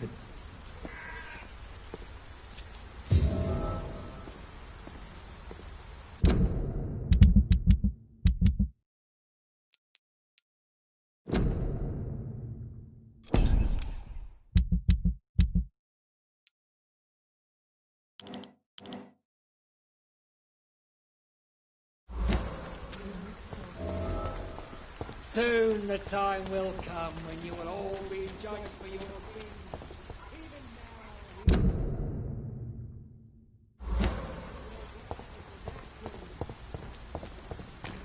The wars of men should not be your main concern. The disease upon us is not an accident of nature, but a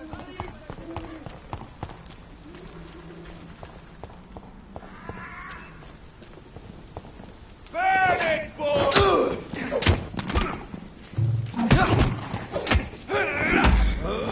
Die, vermin!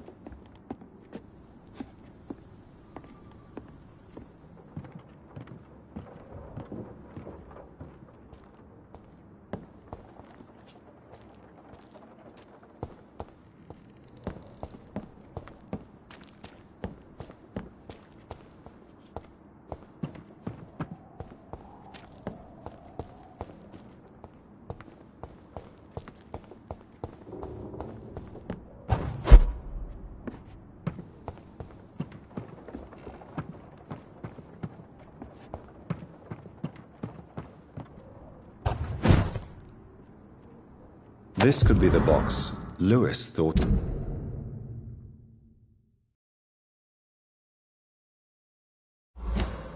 A love letter from Joe Peterson's wife, addressed to Barrett Lewis. Who should I give it to, I wonder?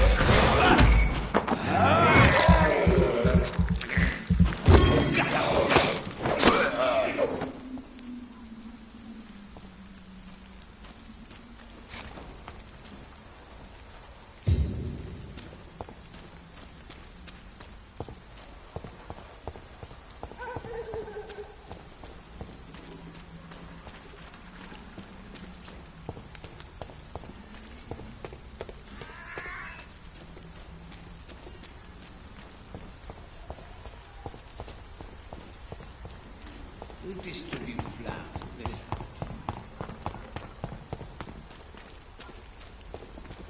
Joe, please, I don't have your money. Come on, Barrett, you know the game. You pay for peace of mind. Can't you just look the other way this week, Joe? Come on, we can sort it out, right? It's not my call, Barrett. You pay one way or another. Please, Joe. How long have we known each other? We even used to be neighbours, for Christ's sake. I'd prefer not to give you another beating, Barrett.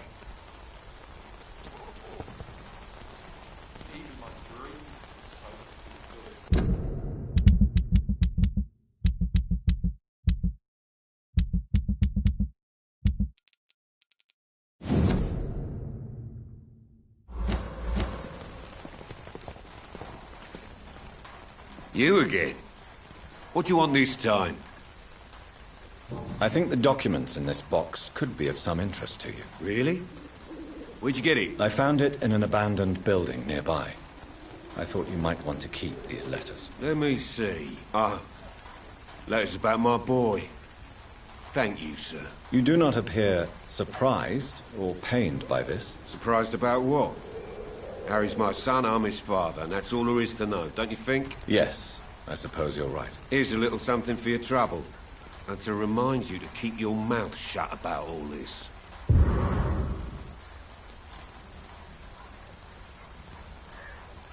Have you recent news of Nurse Crane and her dispensary? She's doing good work. I saw her yesterday and told her she could call on me if she ever felt threatened. Do you know what I mean?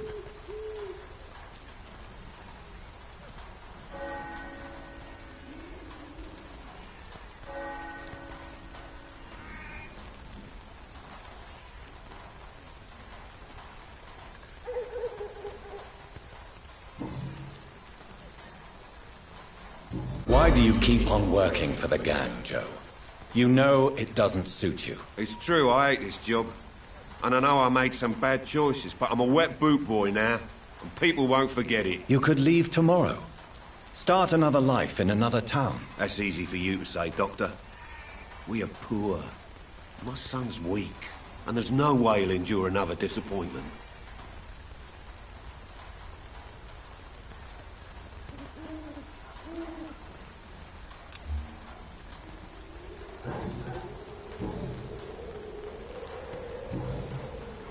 Goodbye, Mr. Peterson.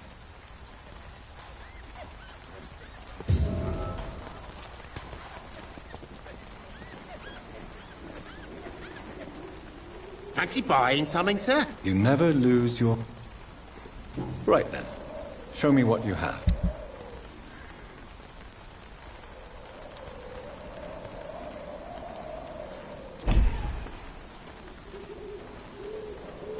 Never...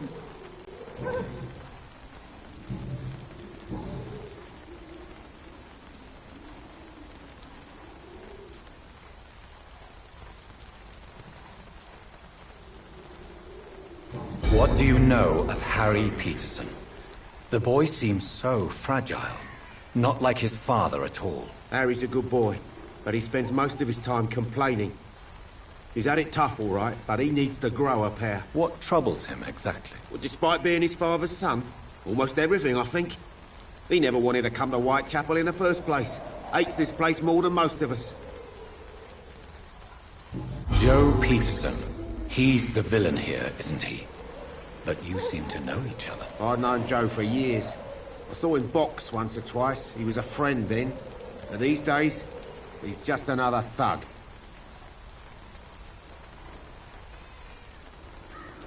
What can you tell me about Mr. Peterson?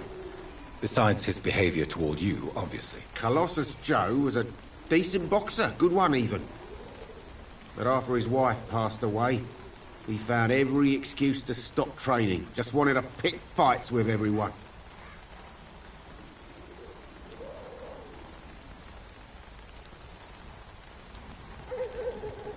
Without making excuses for him, it's safe to say that despair can poison even the sanest mind. We've all had some rough times, ain't we?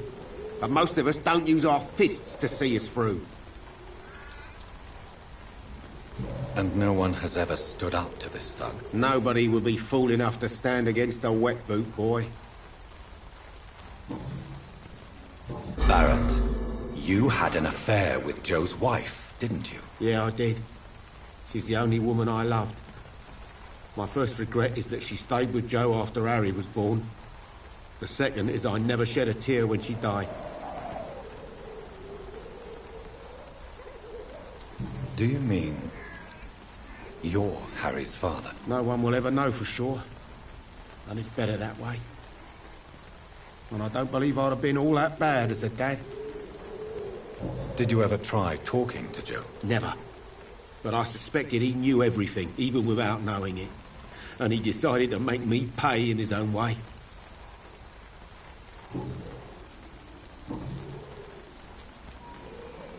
Do you have any news of Nurse? I guess what she does for people makes it all right in the end. Goodbye for now, Mr. Lewis.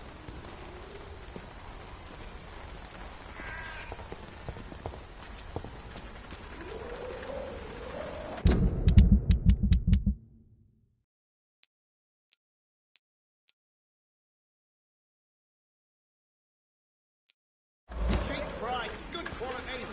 Come on, take a look. Don't be afraid.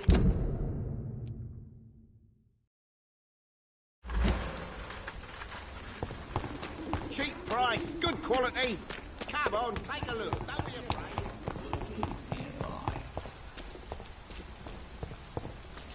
The city burns. A lot of people are talking about this.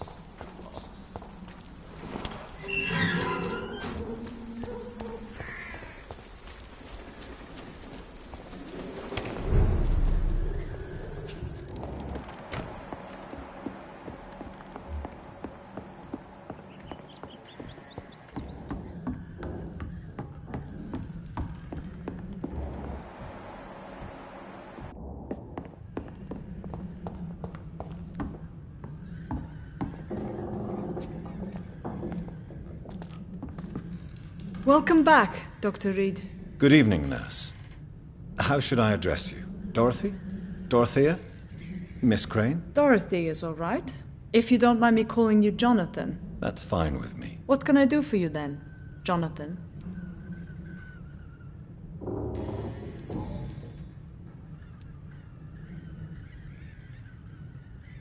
How is the sanitary situation in Whitechapel? I don't know whether you have undertaken your own patrols or examinations, but local health seems stable.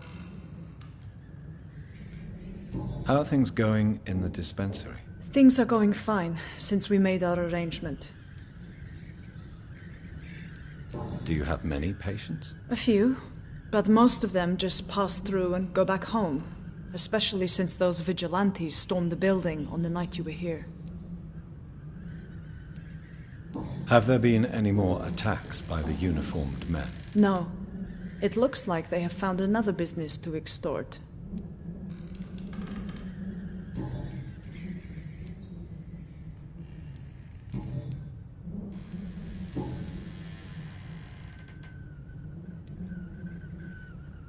I hope you've stopped jeopardizing this facility with your illegal business, Dorothy. Yes, I have. Most of the time. But the blackmail money is too useful to stop it completely. I just target less dangerous people.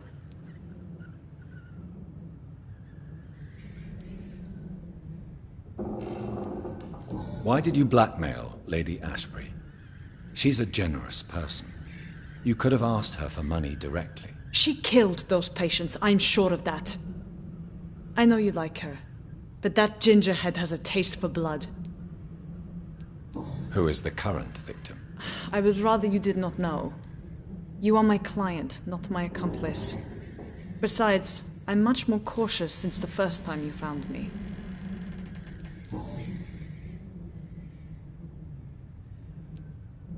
Do you need medical help, Dorothy? I'm a professional nurse.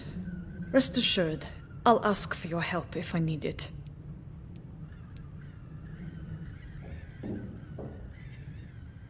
Are you not afraid of dying? The epidemic is deadly and very contagious. I'm more afraid of being locked in a cell. I've seen what most hospitals do to the sick staff. They keep them hidden to avoid panic. Do you trust me? You forced me to resign after you caught me trying to save a dying patient. Of course I trust you. You're a blackmailer, just like me. Tell me about yourself, Dorothy. There is not much to say. My real name is Dorothea Crasciunescu. I was born in Romania, and I may have been the best nurse Pembroke ever had, before you fired me.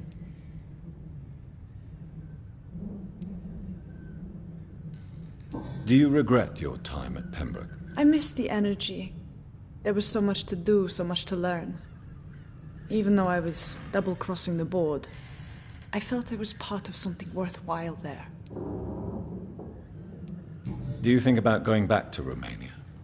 Once the war is over and the epidemic here has been contained. Jonathan, this war will be over long before you will see any improvement in Whitechapel's sanitary situation.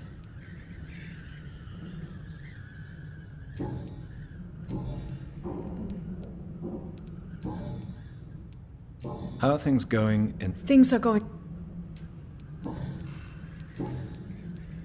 Show me what you have in stock, please.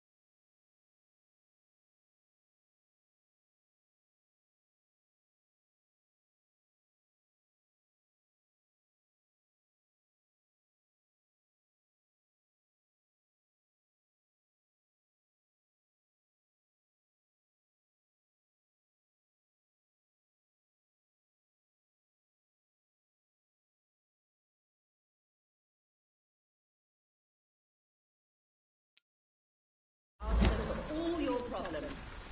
As long as you have the money.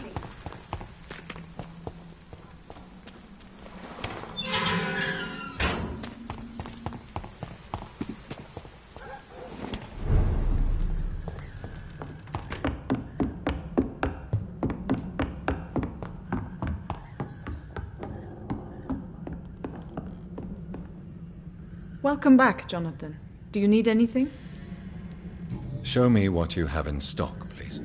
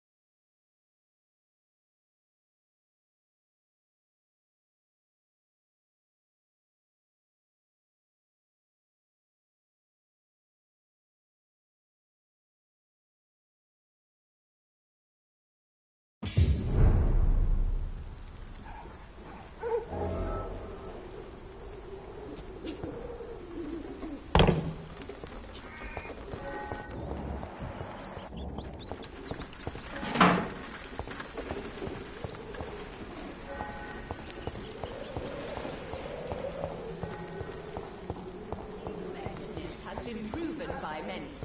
Even the flu is no match for the Swanborough accordion.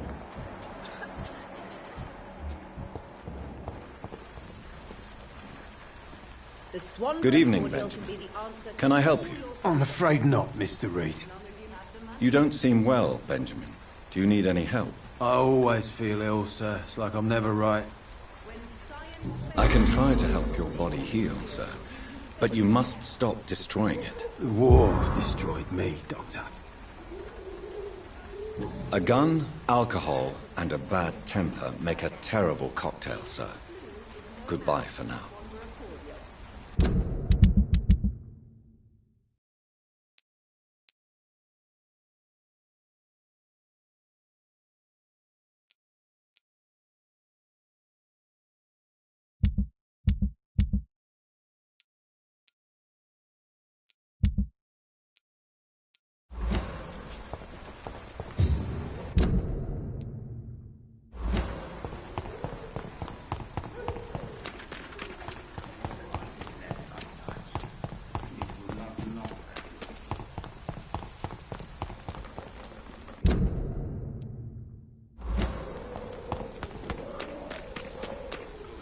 Joe, please, I don't have your money. Come on.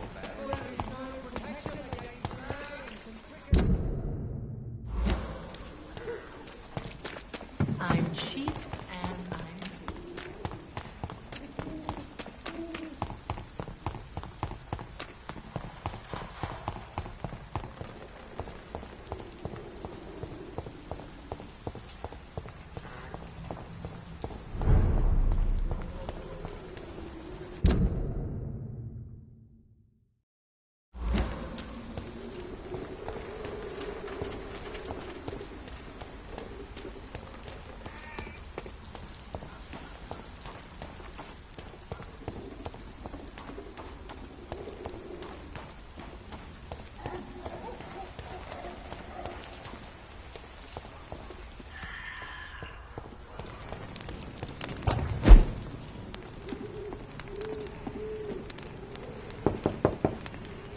Good evening, sir. It's me again. Leave me alone, I say, whoever you are. All right. I shan't insist. Goodbye for now, sir.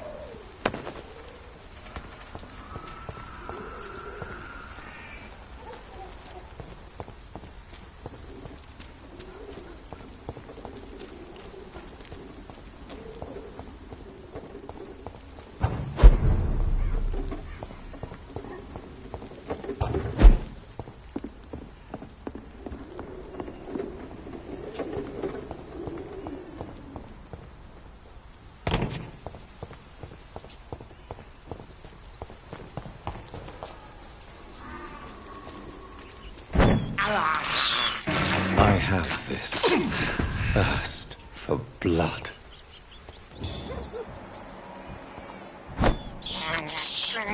This is despicable.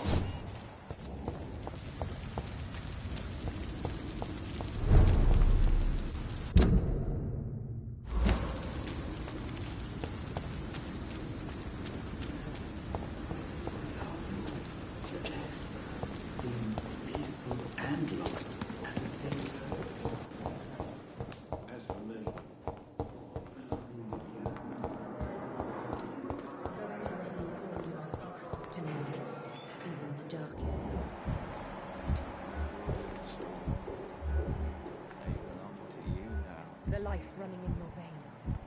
This dead flesh needs it.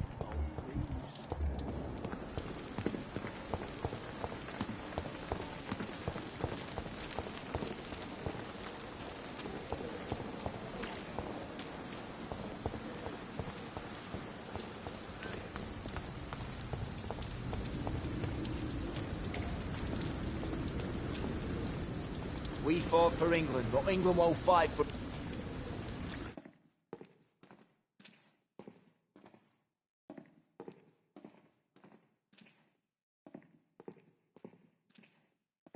So many rats in the streets. Aren't I the lucky one? Good evening. Evening, Dr. Reed. Do you need medical attention? Don't get me wrong, sir. I'm grateful for what you've done, but I've never felt comfortable with doctors. I'm certain you have your reasons. But let me assure you, I'm not like other doctors you may have consulted with. It is true. You risked your life to save me, after all. It would be impolite to refuse your counsel.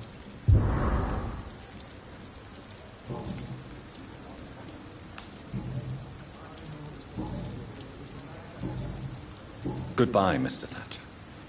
Try to take care of yourself.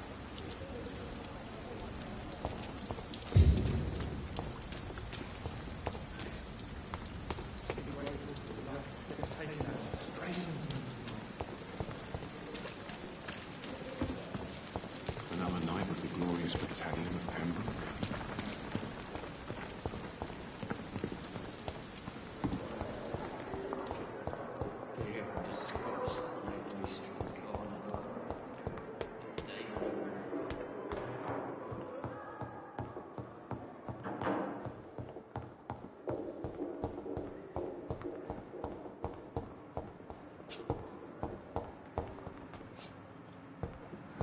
It's locked.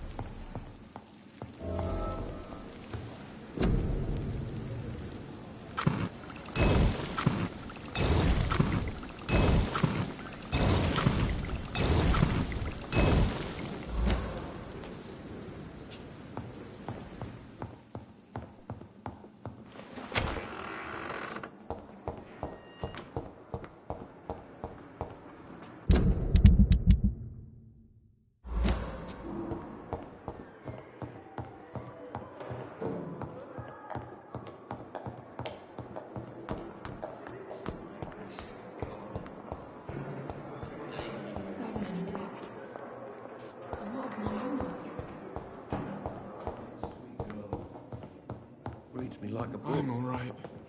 Don't waste your time with me. From her.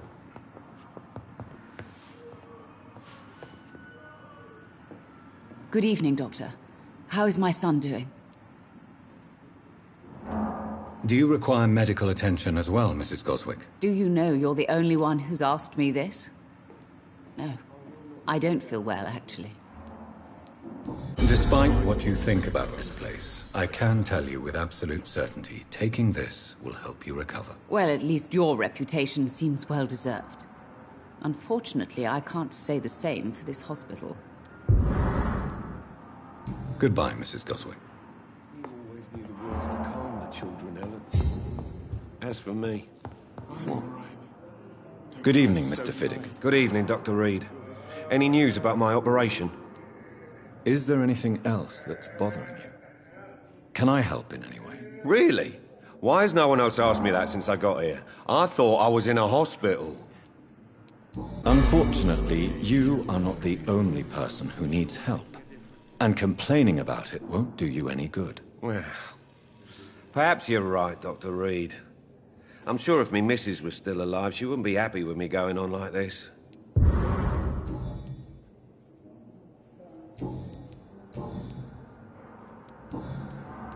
Goodbye for now, Mr. Fiddick. I'll see you later. I will not let you down, my boy.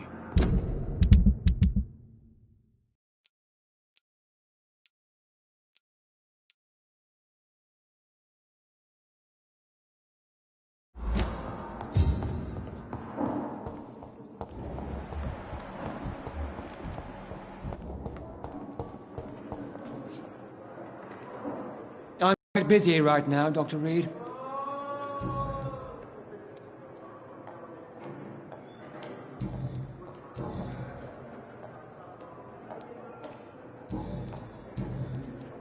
Tell me, Waverley, what do you think of Dr. Strickland's enthusiasm for his experimental research? Strickland is playing with his patients' lives for pride and glory. Now that, sir, is unethical. Are you thinking about something in particular? Harvey Fiddick needs delicate surgery. I believe we should stick to the usual procedure, but my young colleague obviously disagrees.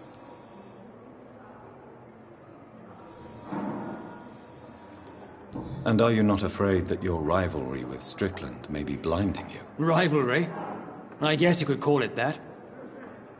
But I will never be childish enough to let my personal feelings affect my judgment.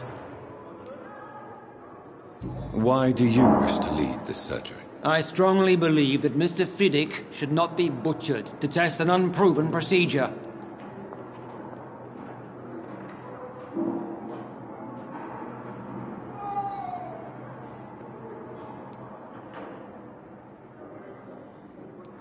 Other people may say that's too conservative a point of view. Conservative? And what are you going to say to Mr. Fiddick if he loses his arm because of the operation? Because that's what's going to happen if the surgery is a failure.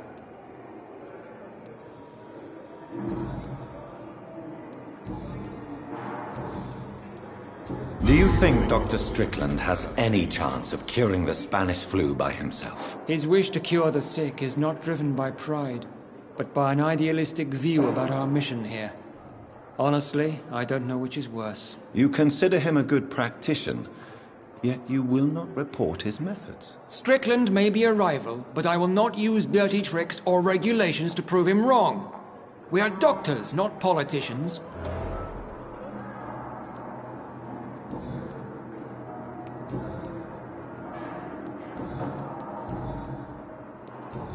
Do you need my assistance? Don't be ridiculous. I'm capable of dealing with this myself. I've just not taken the time to do so. Then you are lucky that I have taken the time to do so.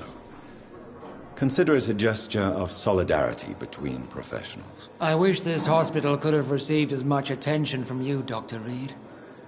We do not see you in surgery very often.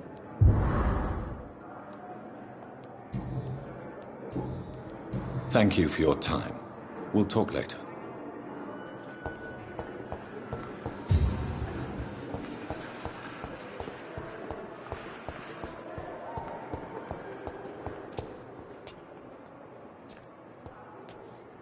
Good evening, Mr. Elwood. Evening, Dr. Reed.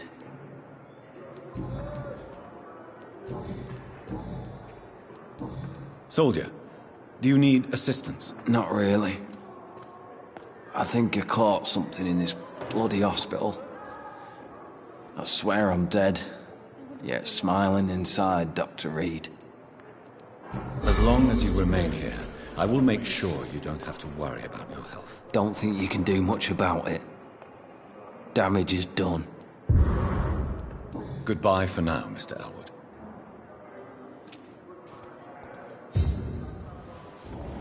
I wish I could be sick again. Blood boil with the fever.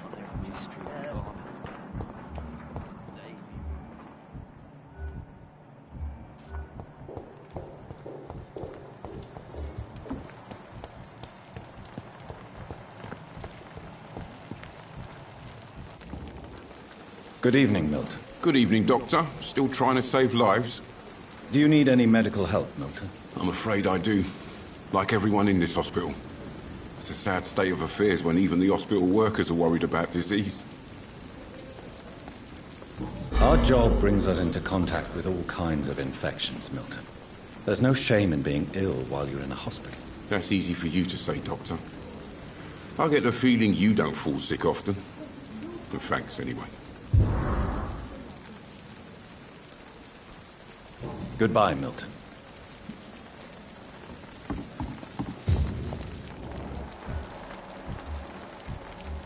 Perhaps I should have considered the offer from that Captain fellow.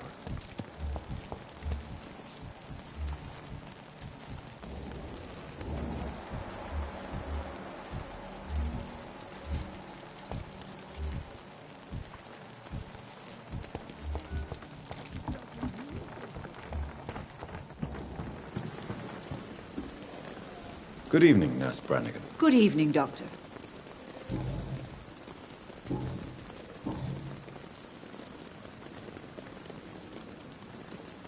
According to the report I read, your unprofessional conduct put a patient in danger, Gwyneth. That's not true. I know when my patient's life is at risk, and I'm more competent than a lot of doctors that I know. The problem is, I'm a woman. I don't see what your gender has to do with your abilities, Nurse. Yes, nurse.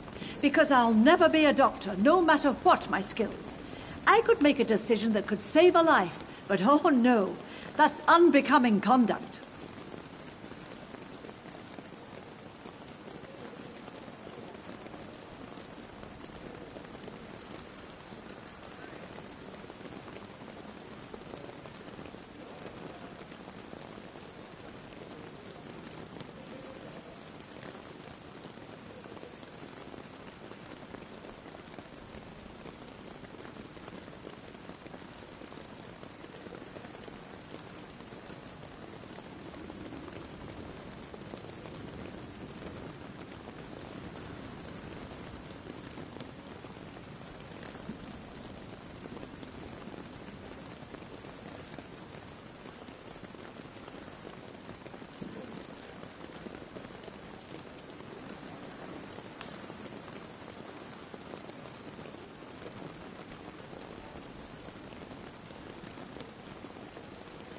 Have you heard of Elizabeth Blackwell?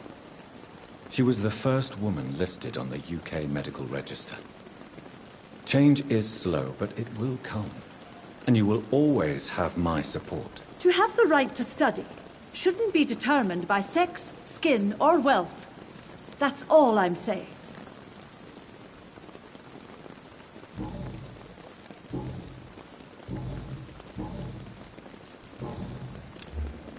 Do you require medical assistance, Nurse? I will be fine, as soon as I can get some sleep. Nurse, you won't be able to help people if you're sick. Take this, and do try to get some rest. I'll try, Dr. Reed. Thank you.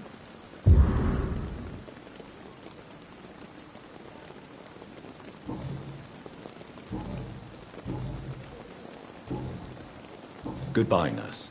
Call me if you need assistance.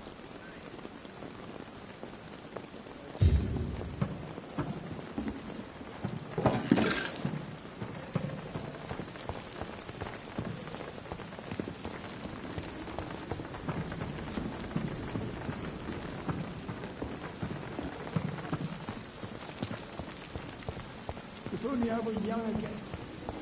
Perhaps I should have considered the offer.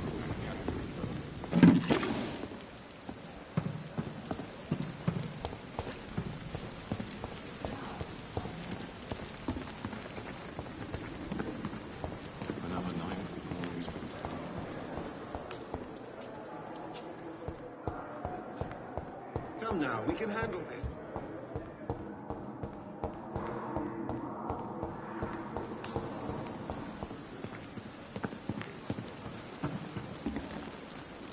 Good evening, Dr. Reed.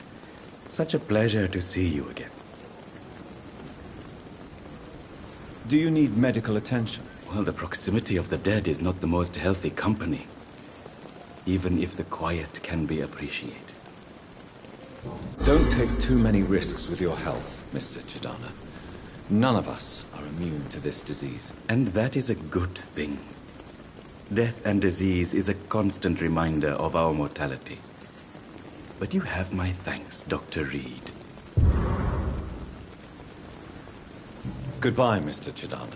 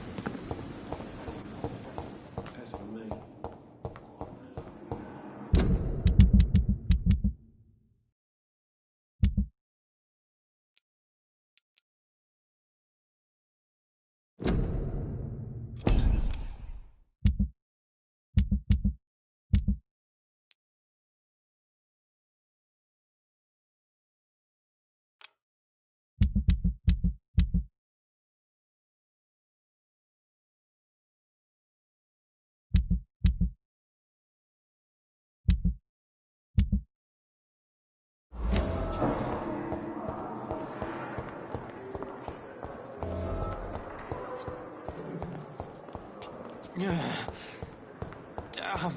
Simpletons, these nurses. Bred with no respect.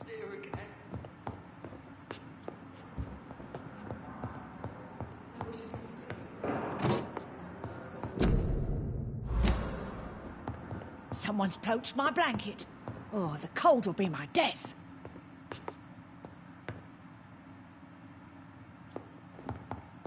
Fear and disgust on every street corner. The daily routine. I wonder what your last thoughts would be, sir.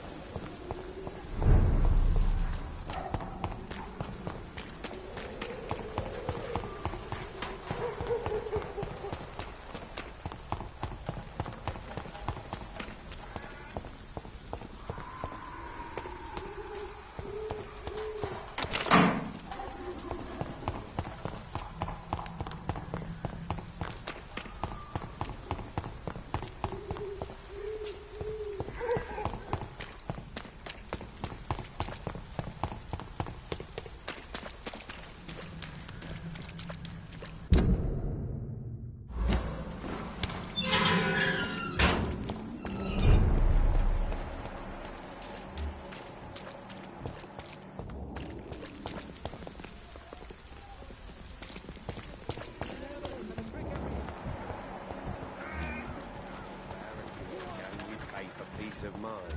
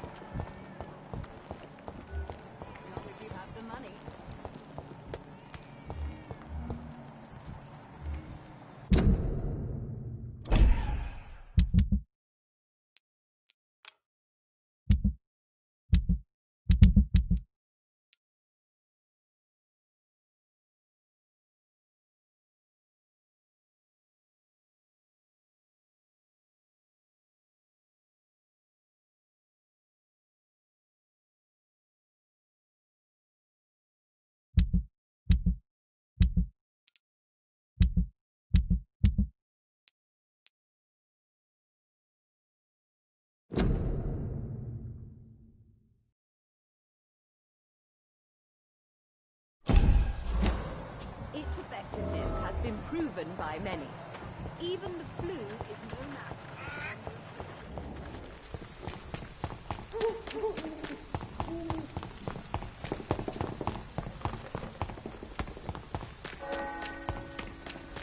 Joe, please, I don't have your money. For there is no protection against malevolence and trickery. You look so pale, my lord. Would you like these?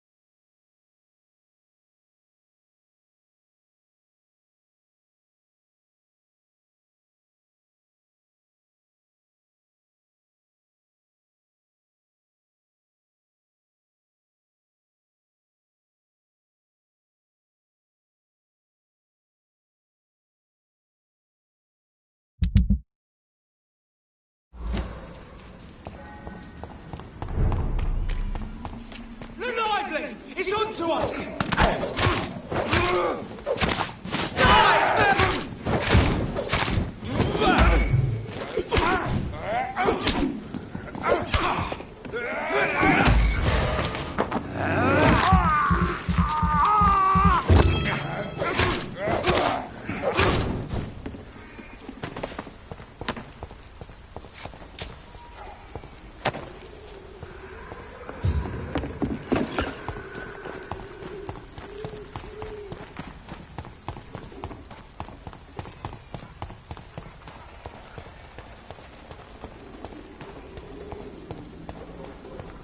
Crush them!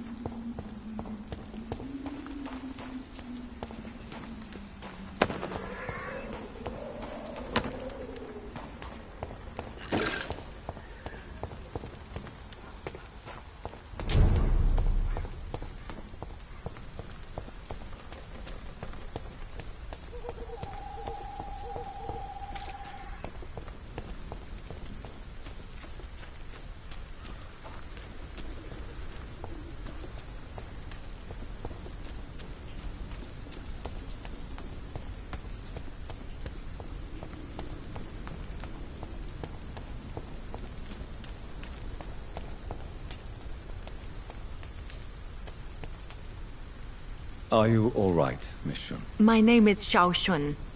This is the proper way to address someone in my country. I do apologize, Xiao Shun. Are you all right? Yes, I am. This is the only place where I can find some kind of serenity. Some way to remember my dear Matthew.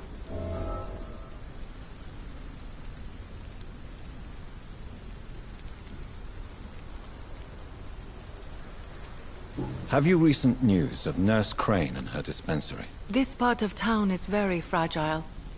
I hope the trust so many people put in her will not be betrayed.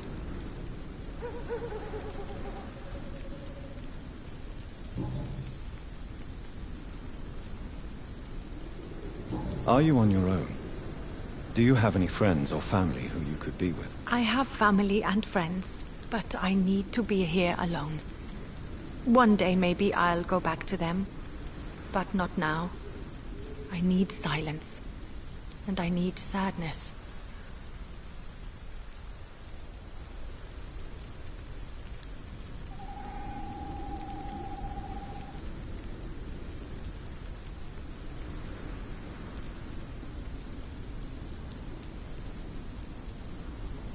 You should not be by yourself.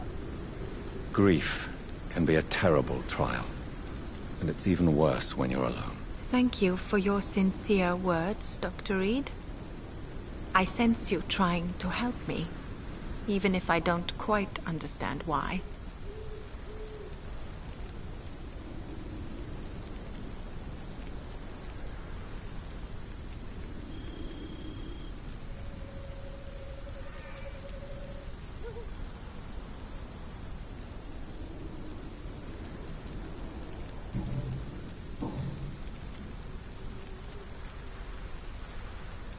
You realize you can't stay here forever, don't you? Eventually, you'll have to leave the cemetery. Why? Why should I go? Since this is the only place I can find peace of mind.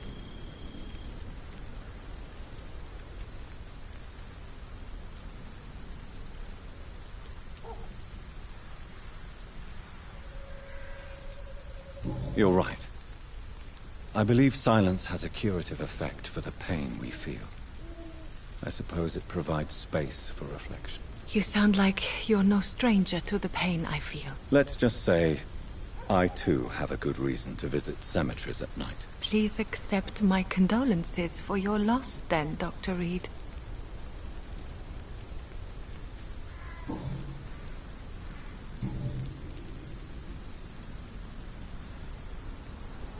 Tell me how your husband died, Xiao. Matthew died of the Spanish flu, like so many others. It's a mundane cause of death these days, but for me it meant the end of the world. At this time, there is so little medical science can do to defeat this terrible epidemic. I'm truly sorry. The worst thing is not his death, even if it tears me apart. The worst is not to have seen it coming, To have lost him so quickly, even before realizing it. Did he hide his condition from you? Matthew was a smiling type, a happy sort. Everything that I am not. Did he laugh at his death to come? Or did he not realize what was going to happen? I'll never know. The Spanish flu may be the worst disease mankind has ever faced. Why are you blaming yourself? You don't understand. I didn't know he was so sick. I didn't realize the gravity of his situation until it was too late. As harsh as this sounds, we are all equally vulnerable to this awful disease. It can take the strongest man in just a couple of days. I never said goodbye to Matthew. We never realized how bad it was. We laughed about it even. He always made me laugh. Now I don't have enough tears to shed.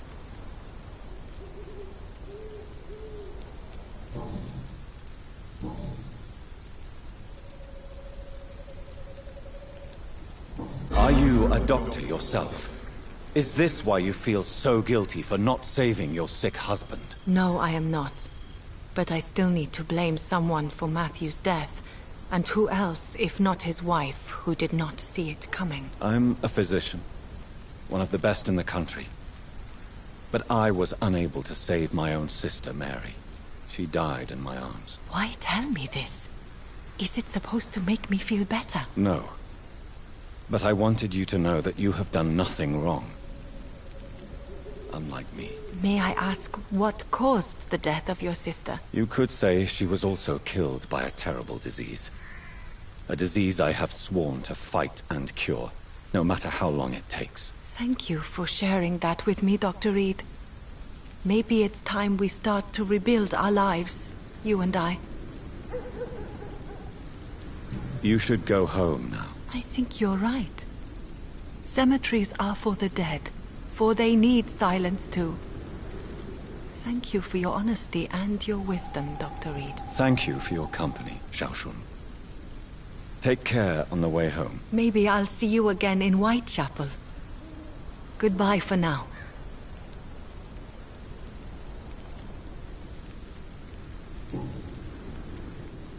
Goodbye for now. You know you can trust me. Why have you not spoken to me?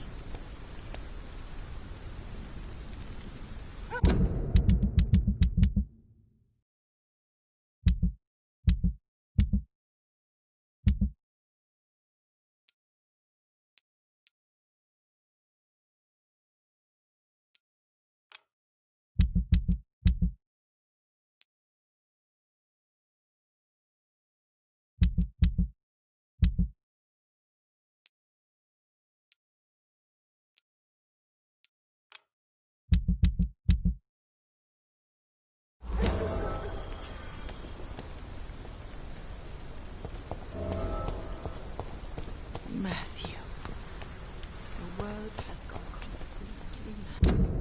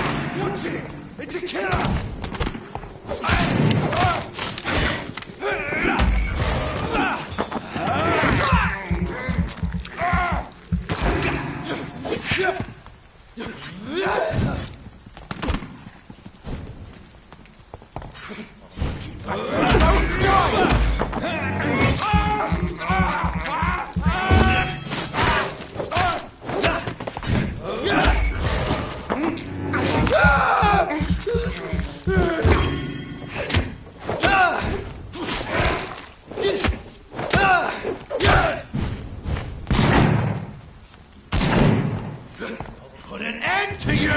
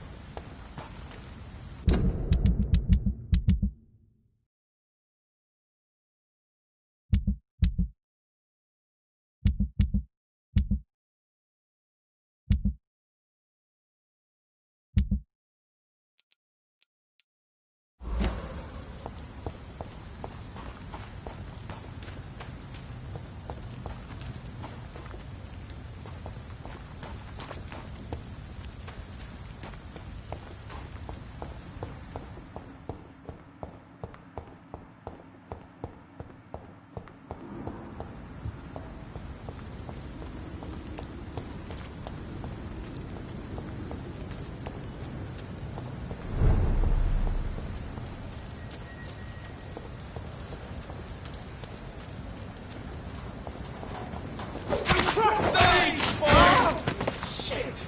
You hate!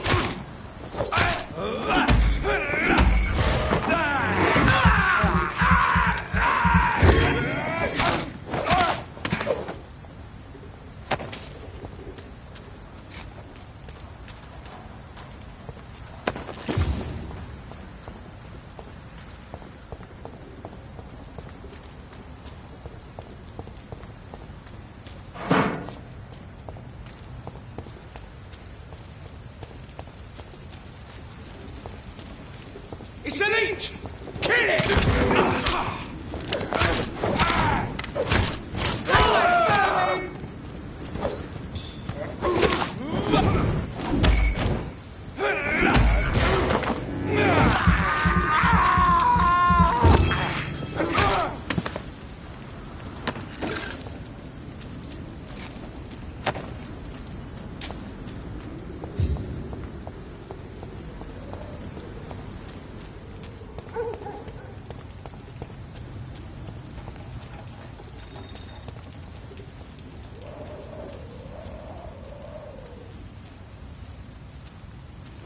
This one's mine!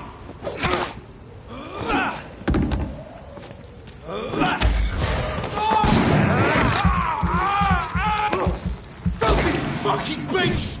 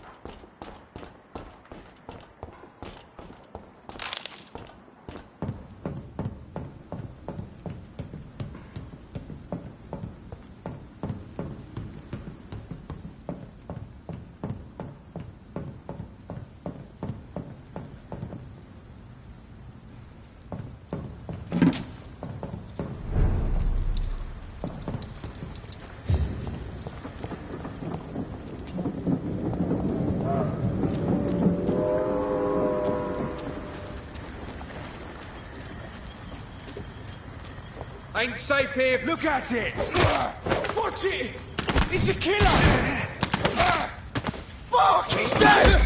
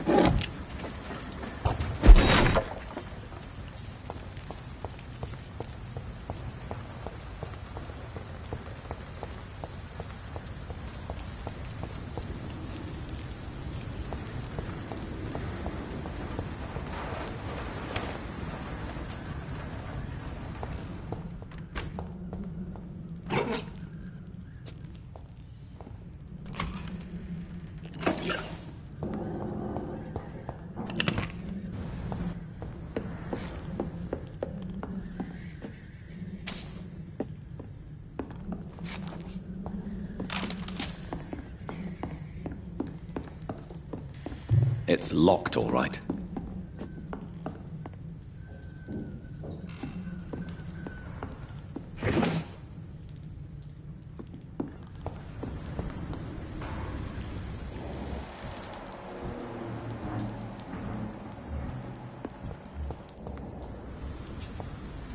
There's one of them! Watch yourselves! Bloody leech!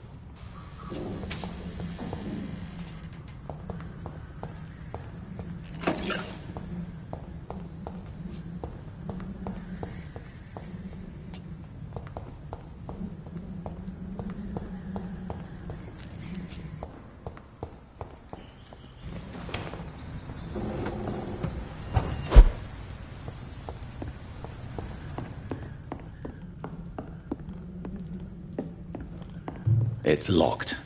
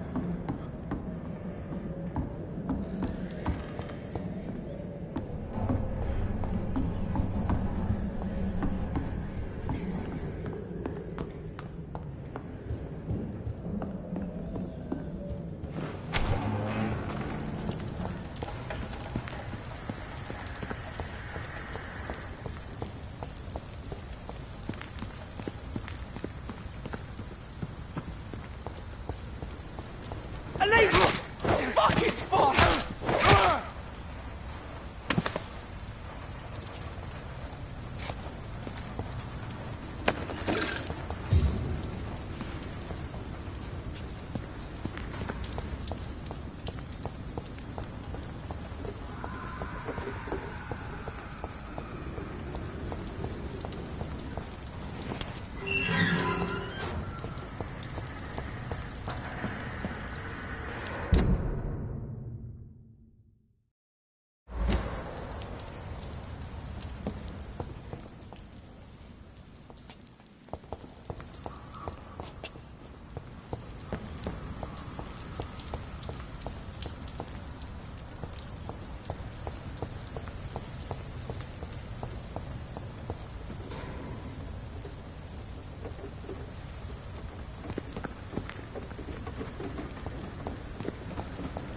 Yes.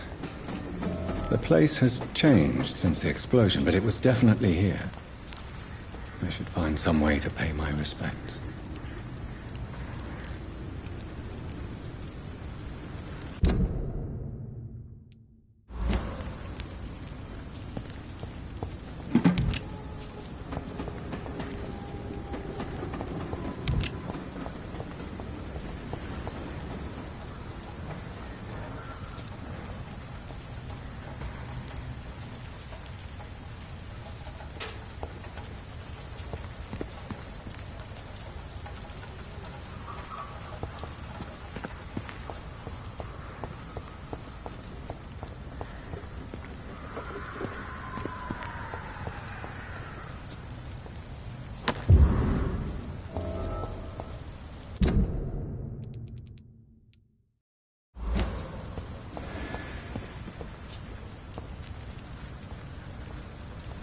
May all who suffered from this tragedy find or rest in peace.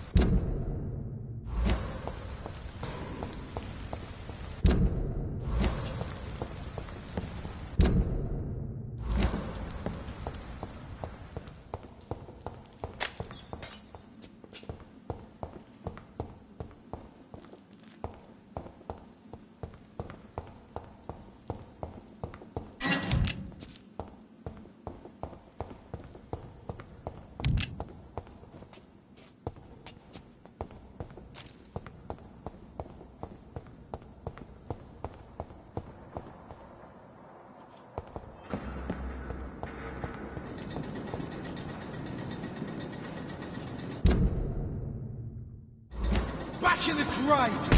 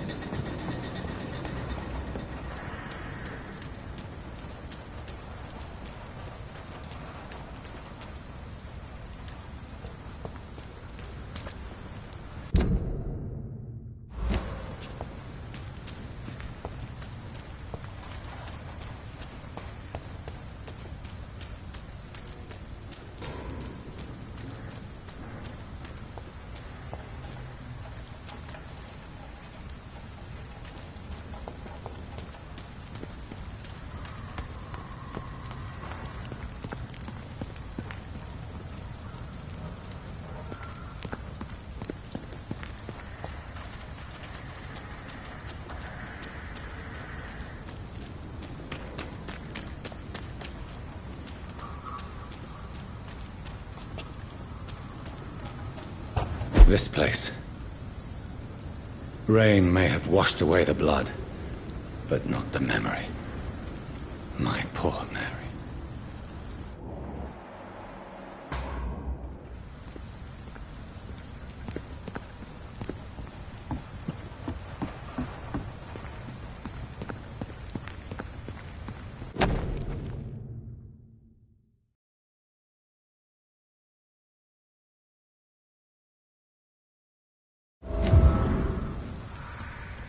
This is my watch. Damn grave robbers.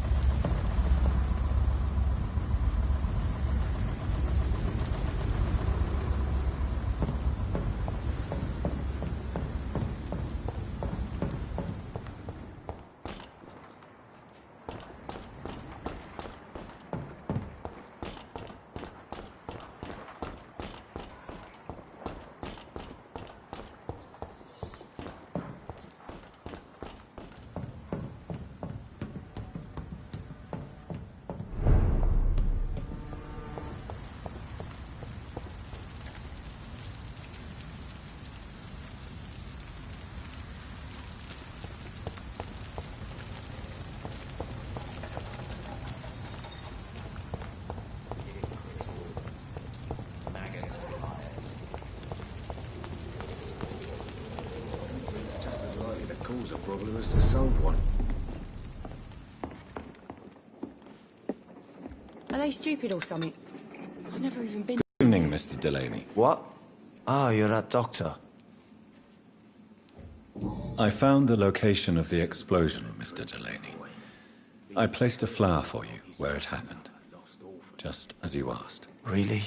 That's so kind. I never thought someone would... Well, thank you, Doctor. It's nothing, really.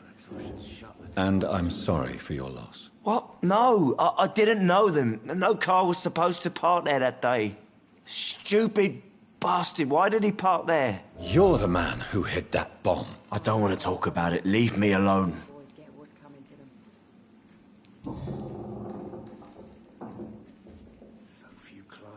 I sense your guilt, Dyson. Why is that? Did you not think violence was an acceptable political tool? I still believe our fight was just. By killing an innocent couple who were just at the wrong place at the wrong time. No way. Perhaps I should shut the turquoise for a time.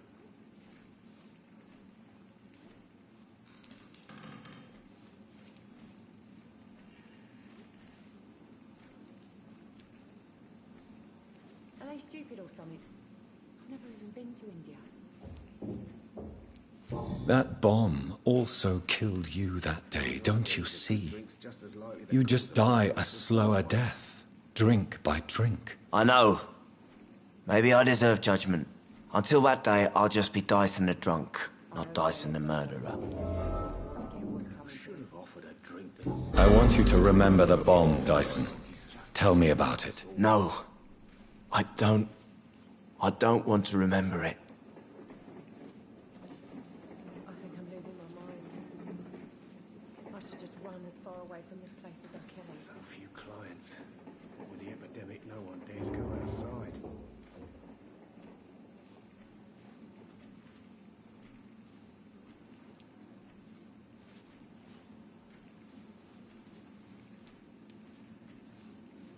The victims. They were not the target then. I spent so much time figuring out the perfect moment. I used a short fuse. No car had ever parked there. They all died.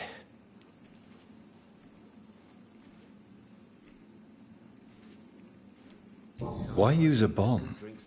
What were you trying to destroy? The Dawson & Dawson ammunitions factory. A symbol of violence against the people.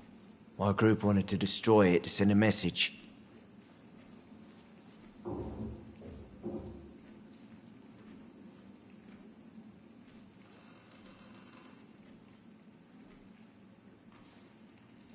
Should have offered a drink to the boy.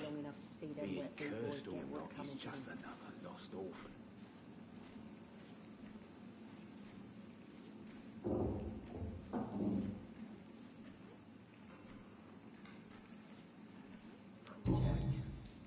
He didn't deserve this. Perhaps I should shut. Is there anything in particular that you like about this part of town? Except for the cheap drinks, I mean. How dare you say such a thing? I love this neighborhood. So friendly. So joy. I think I'm losing my mind. I should just run as far away from this place as I can. Goodbye, Mr. Delaney. The epidemic, no one dares go outside.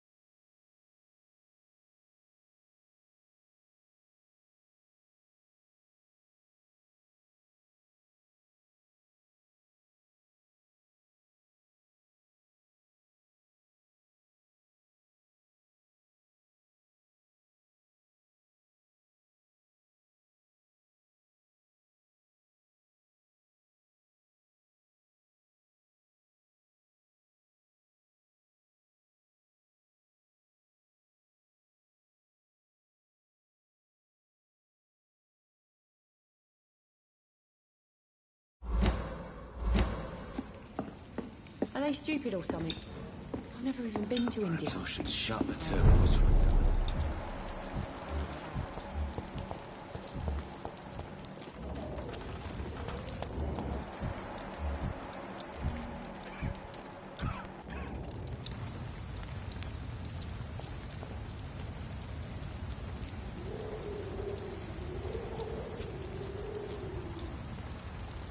You again. What do you want?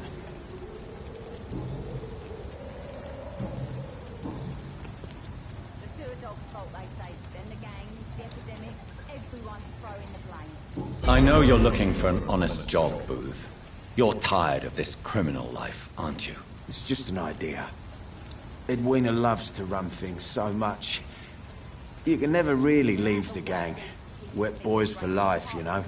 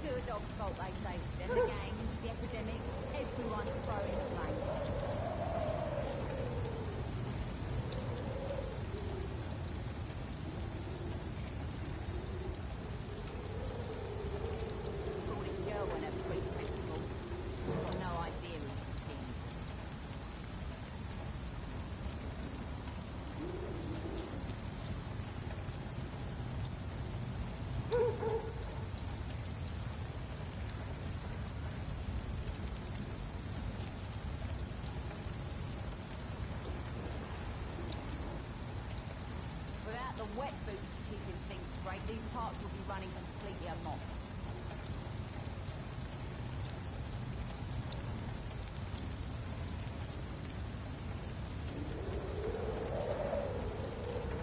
I know you believe monsters are real, Booth. They are. I know, I saw one, but no one believes me.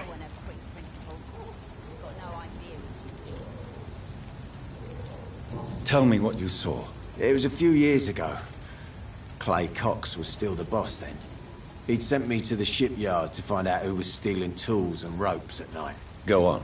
First I thought it was an old lady with a limp. It looked frail and crooked. Then I saw it grab a bloody beam and lift it like it was a stick. I shouted. It looked straight at me. Do you know what it was? It was all eyes and long teeth, but I couldn't see its face. I shot at it when it moved towards me and I hit it. And then it jumped and vanished in the shadows. You could have imagined all that. These docks can be so gloomy at night. With the fog and the wind and the boats creaking. No, Doctor. That night I saw the fucking sewer dog for real. It's not a beast like the stories say. It's the ghost of an old woman. Bullets can't stop it. But no one believes me. Are your friends mocking you? Even Edwina told me once to never speak about it, but I know what I saw. And it wasn't a human. Not human at all.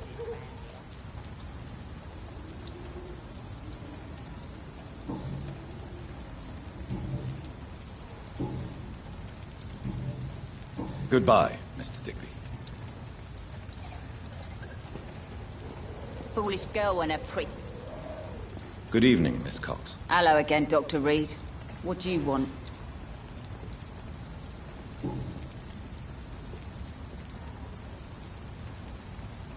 Tell me your feelings about Booth's belief in monsters, Edwina. It makes him look weak in front of the boys. That's my feeling about it. But ghosts don't scare me. You don't believe he really saw something, then? I don't care what he saw or not.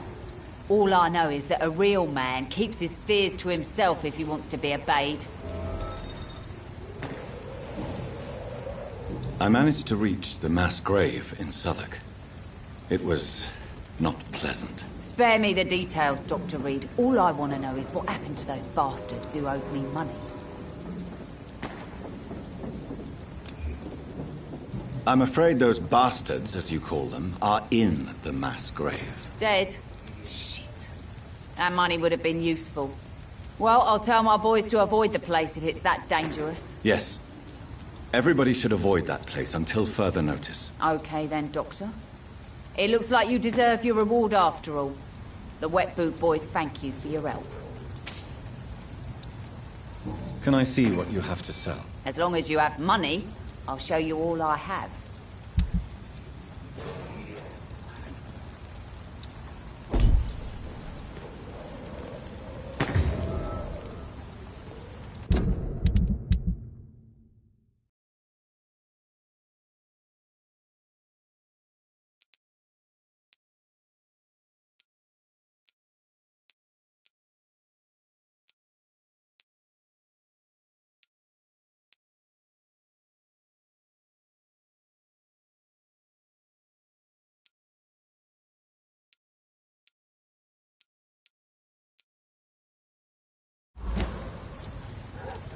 Pleasure, sir. Been a while since we've seen you. Listen to what the idiot had to say first.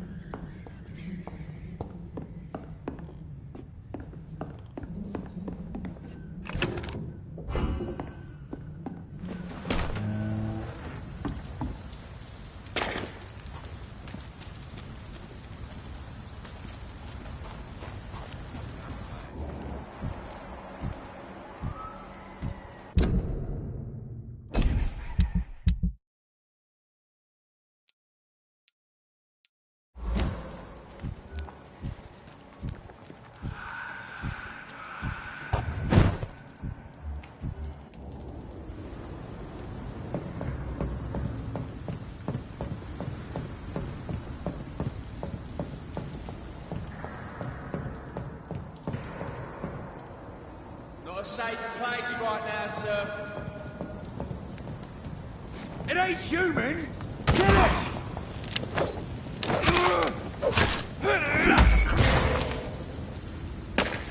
See them fancy clothes?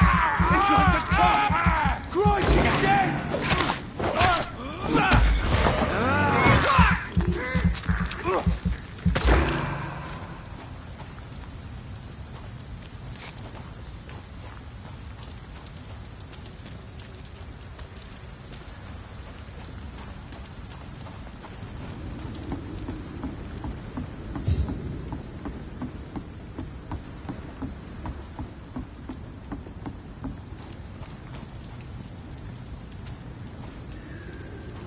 Step away, sir.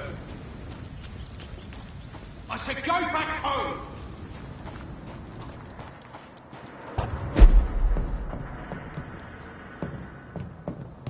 Sorry, sir. Don't come closer, sir.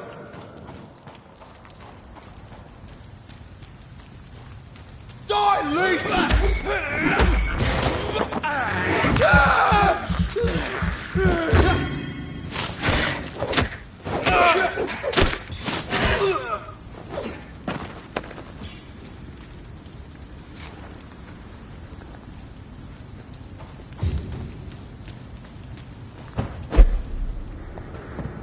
It's one of them!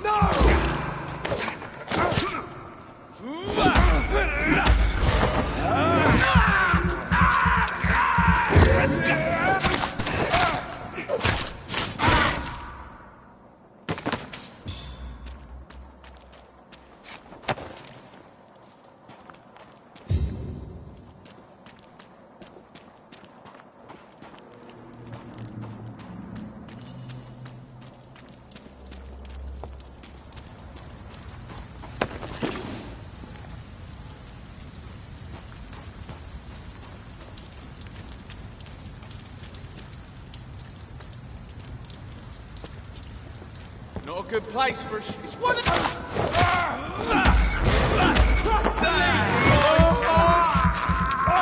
Christ! He's dead! Don't...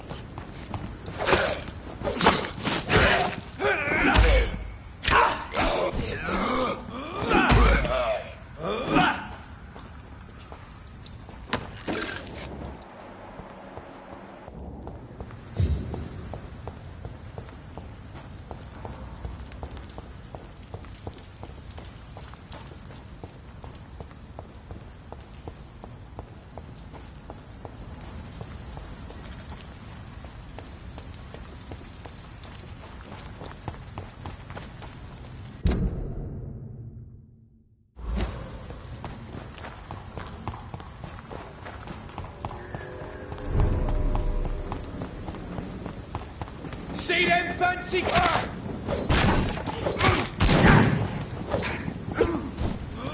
Steady, boy! We've got one of them! You'll pay for this, you ugly fucker!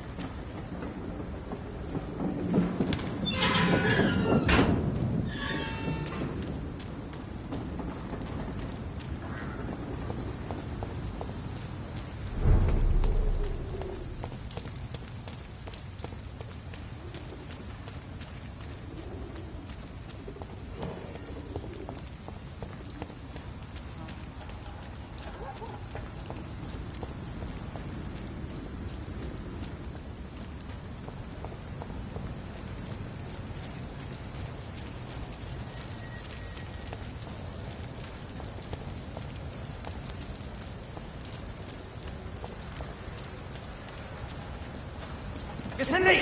Kill him! Christ! He's dead!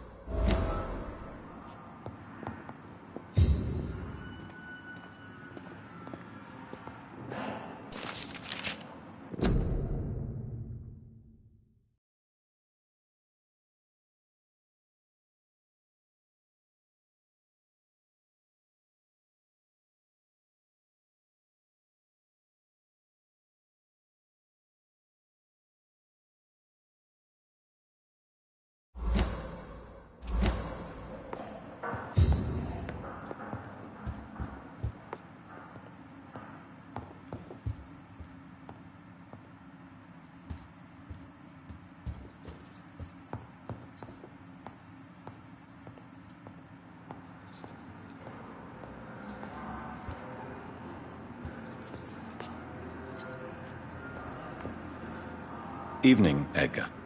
Could I get your professional opinion? Please speak. But I have something important to tell you.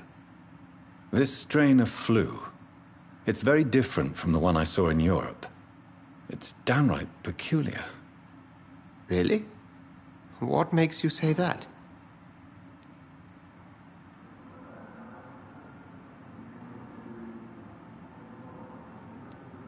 I've just looked at the blood of one of our recently deceased. I see. Do you have anything more to go on?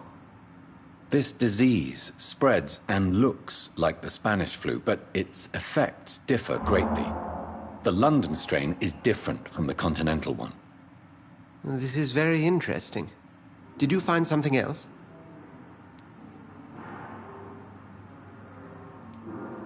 Yes. Unlike the flu, the infected begin to show an increase in outwardly aggressive behavior. More than simple agitation. Once docile people become violent. You mean like rabies? Is there a chance we could create a vaccine, Jonathan, like Pasteur? By the stove, that would be smashing. There's a lot we're not seeing here. But it is spreading, and quickly. If we don't act, the whole city could be lost. But Jonathan, we've a fantastic opportunity sitting right here in front of us. A weapon of choice. What on earth do you mean? Why, you, my dear boy. With your expertise and your blood, we could isolate the properties that course through your veins. Think about the possibilities.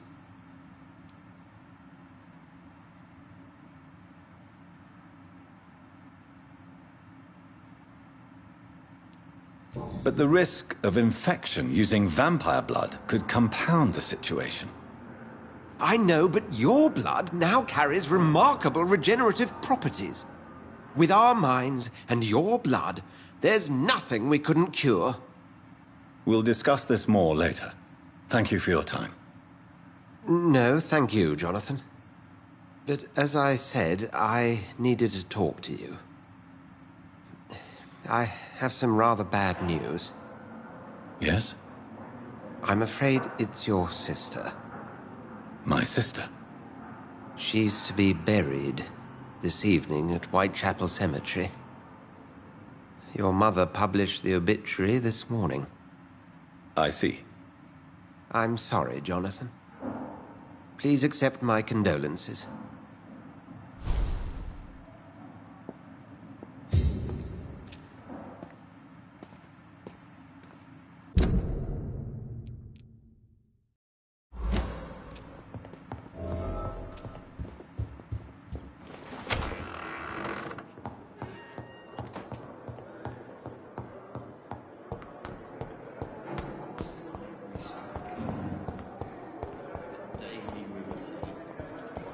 I never thought I would have to attend my murdered sister's funeral. Mary, I can't forgive myself.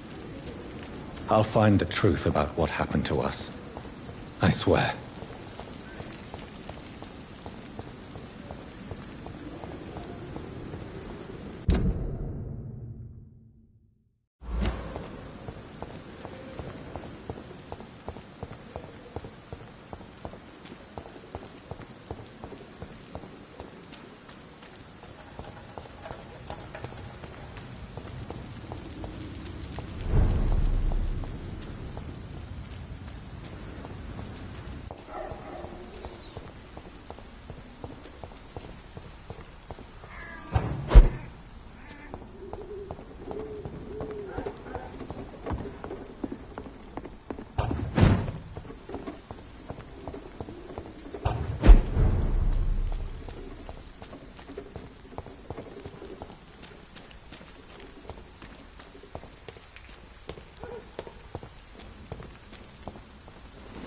My dear sister, I don't know if I have the strength.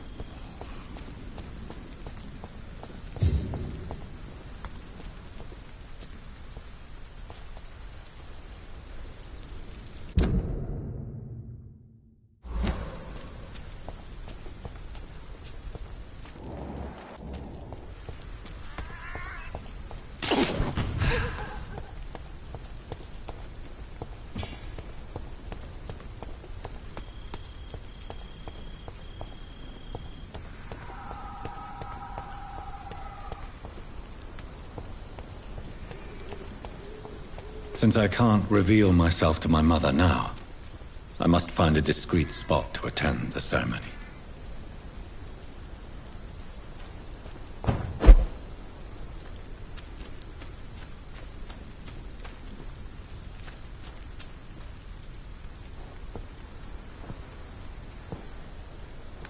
I am the resurrection and the life.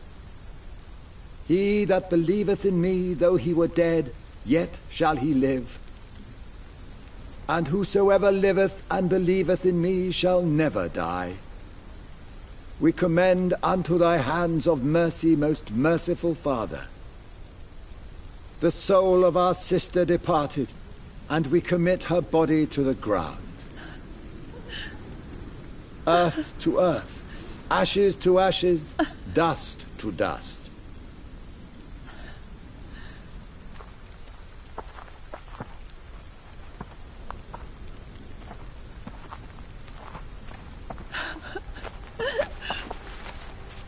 Why kill my Mary and stick her here in this cold, god-awful place? These are the legal requirements for the epidemic, madam. Oh, Avery, I feel so tired. Please take me home. Yes, madam.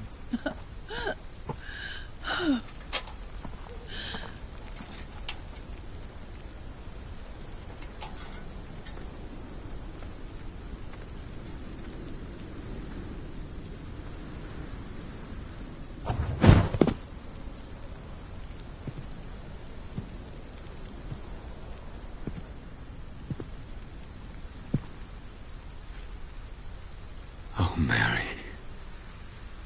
What have I done?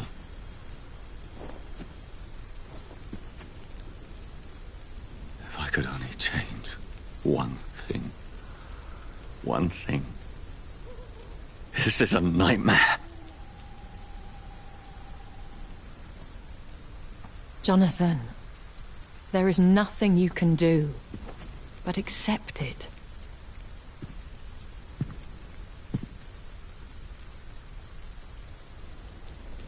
What brings you here? I thought you could use the company. I am so sorry for your loss, Jonathan.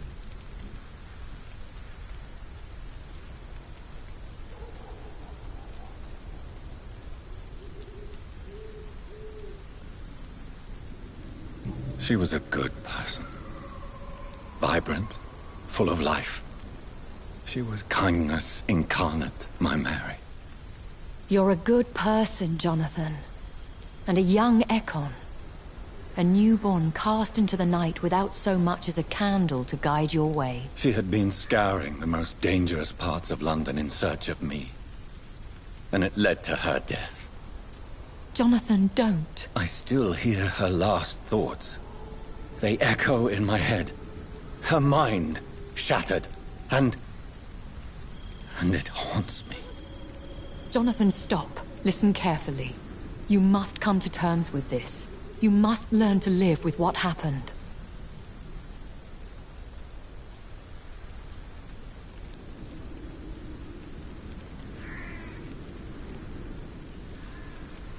I'm learning. Every night is a new lesson. What I am, what I must do to survive. But my sister, she shouldn't have suffered because of my weakness. Don't you see? You're doing the work of our enemies, feeding your remorse. We are weakest when we grieve, and the guilt blurs our senses. And so this is why you're here. To warn me. You felt this pain yourself. You too have endured this. I don't want to lose you, Jonathan.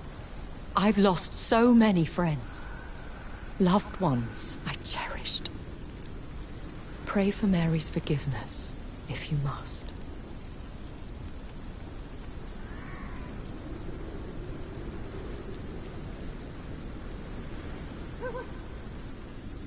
You may be right. Of course. I've stared upon this world for centuries, and time has taught me to deal with guilt, if not erase it. What should I do then? St. Mary's Church is not far from here. Go there and make your peace. Find the solace you need. My lady wants me to confess. No, Jonathan. It's you who wants to confess, I think.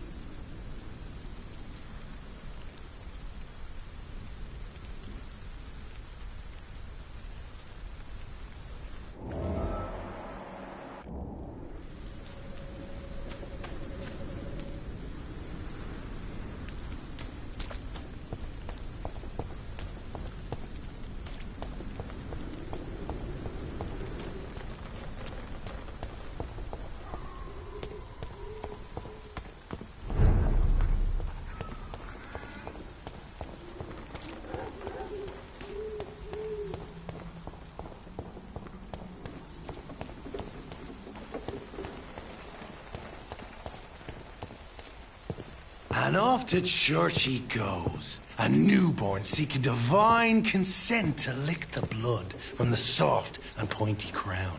Who are you? Make yourself known. Newborn, you reek of guilt and pointless compassion. Shed your skin, forget your old weaker self. What do you want from me?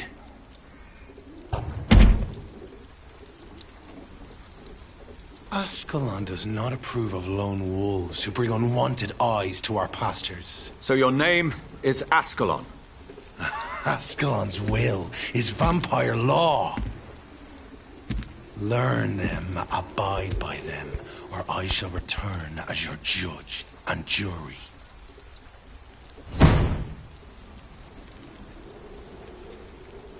These immortals try my patience with their plans and unsolicited counsel.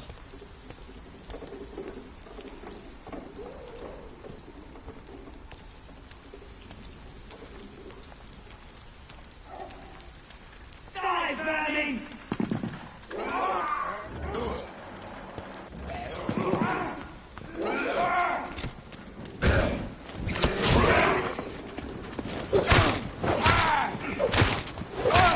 Watch it!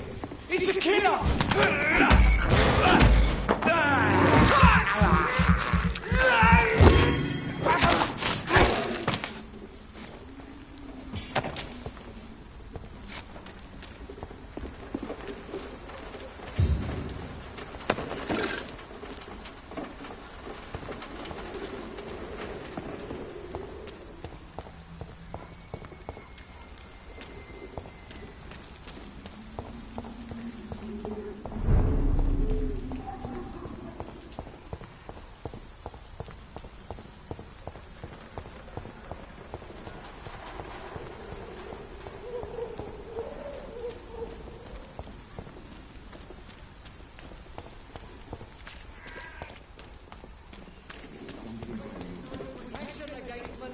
And trickery. You are blinded by your false faith.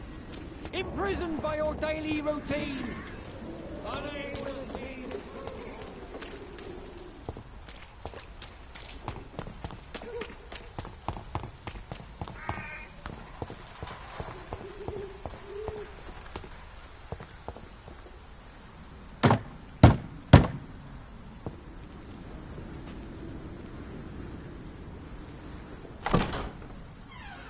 Yes?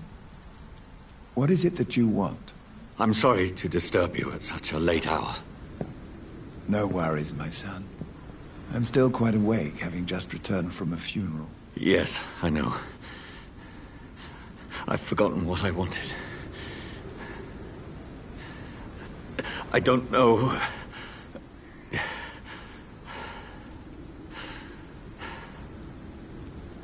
May I help you, child? You seem somewhat perturbed. I haven't the strength to cross the threshold. I wish to pray, to cleanse my soul. The church is shut by order of the bishop. But I'm still the vicar of St. Mary's, if that is any use to you, my son.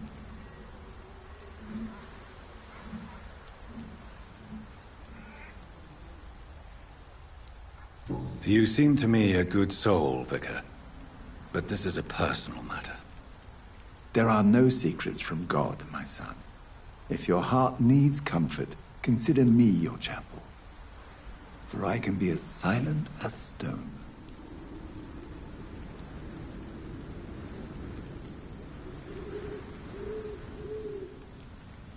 I've words for one departed. They're not for living ears to hear. Your eyes burn with rage, yet I see the pain that lies beyond. I am here to lighten the burden of all God's creatures. Whatever you tell me is between us and the Lord. Very well, priest, as you seem quite adamant. Open your heart, my son. Tell me what burdens you. With whom do you wish to speak?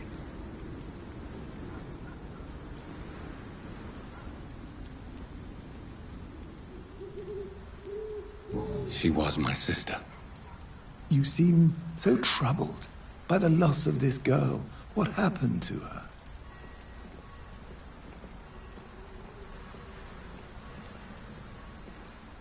She was murdered. I see.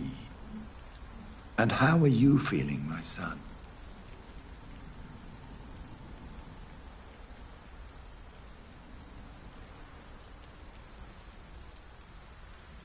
I feel responsible. The pain is consuming me. I have a final question for you, my son. This is of the utmost importance. Ask your question, Vicar. What words would you like to say to your poor sister?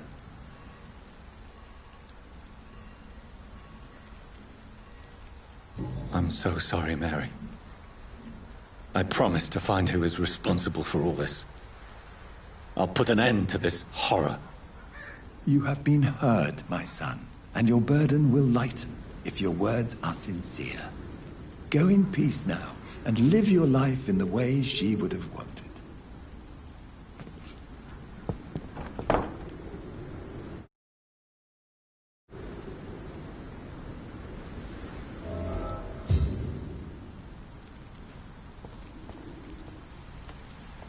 There.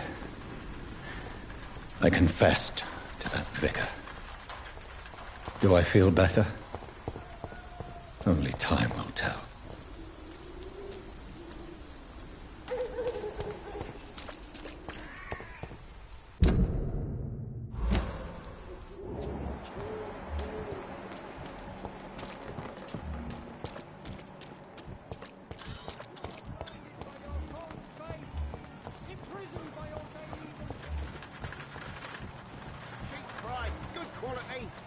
Come on, take a look. Don't be afraid.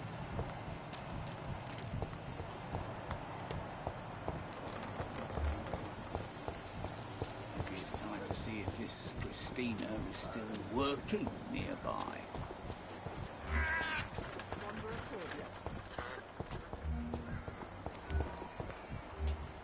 When science fails you, this elixir will give you faith again. Red Boots will be proud of me.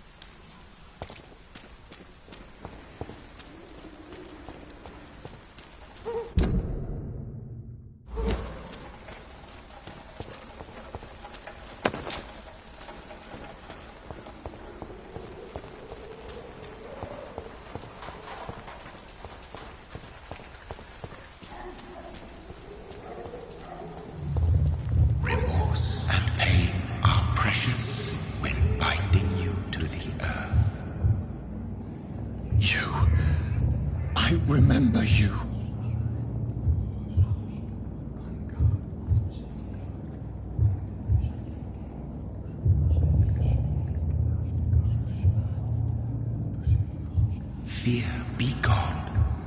I would harm no child of my making. This is your doing. You made me. Made me this creature. What are you? I am the land. You are our champion.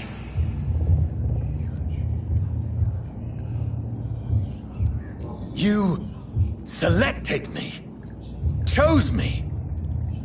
As shall my children yet to come. What is it you seek? This age is sickly. An ancient poison, an older rage, brewed in a cauldron newly forged. This has something to do with the epidemic. Seek truth, my champion. Defeat the serpent of knowing with iron spur.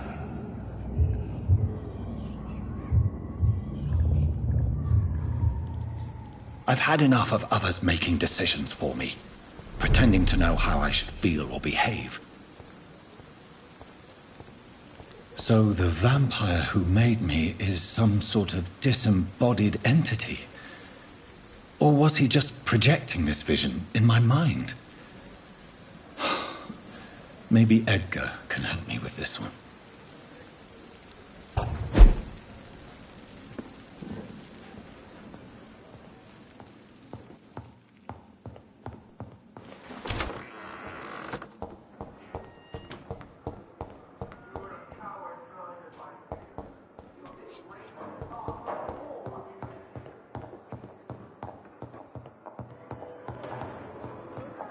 Spineless bookworm! Nothing.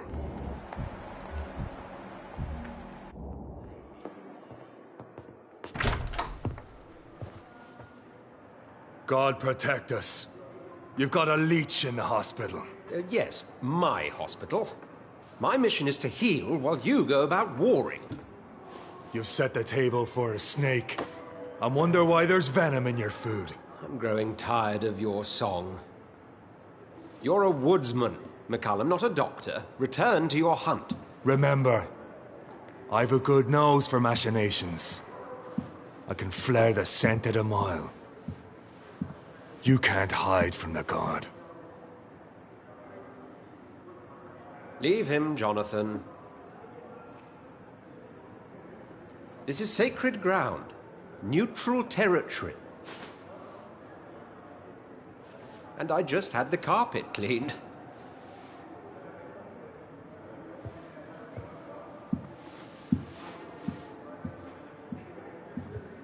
By the sacred stole, this is very bad news. Bad news indeed.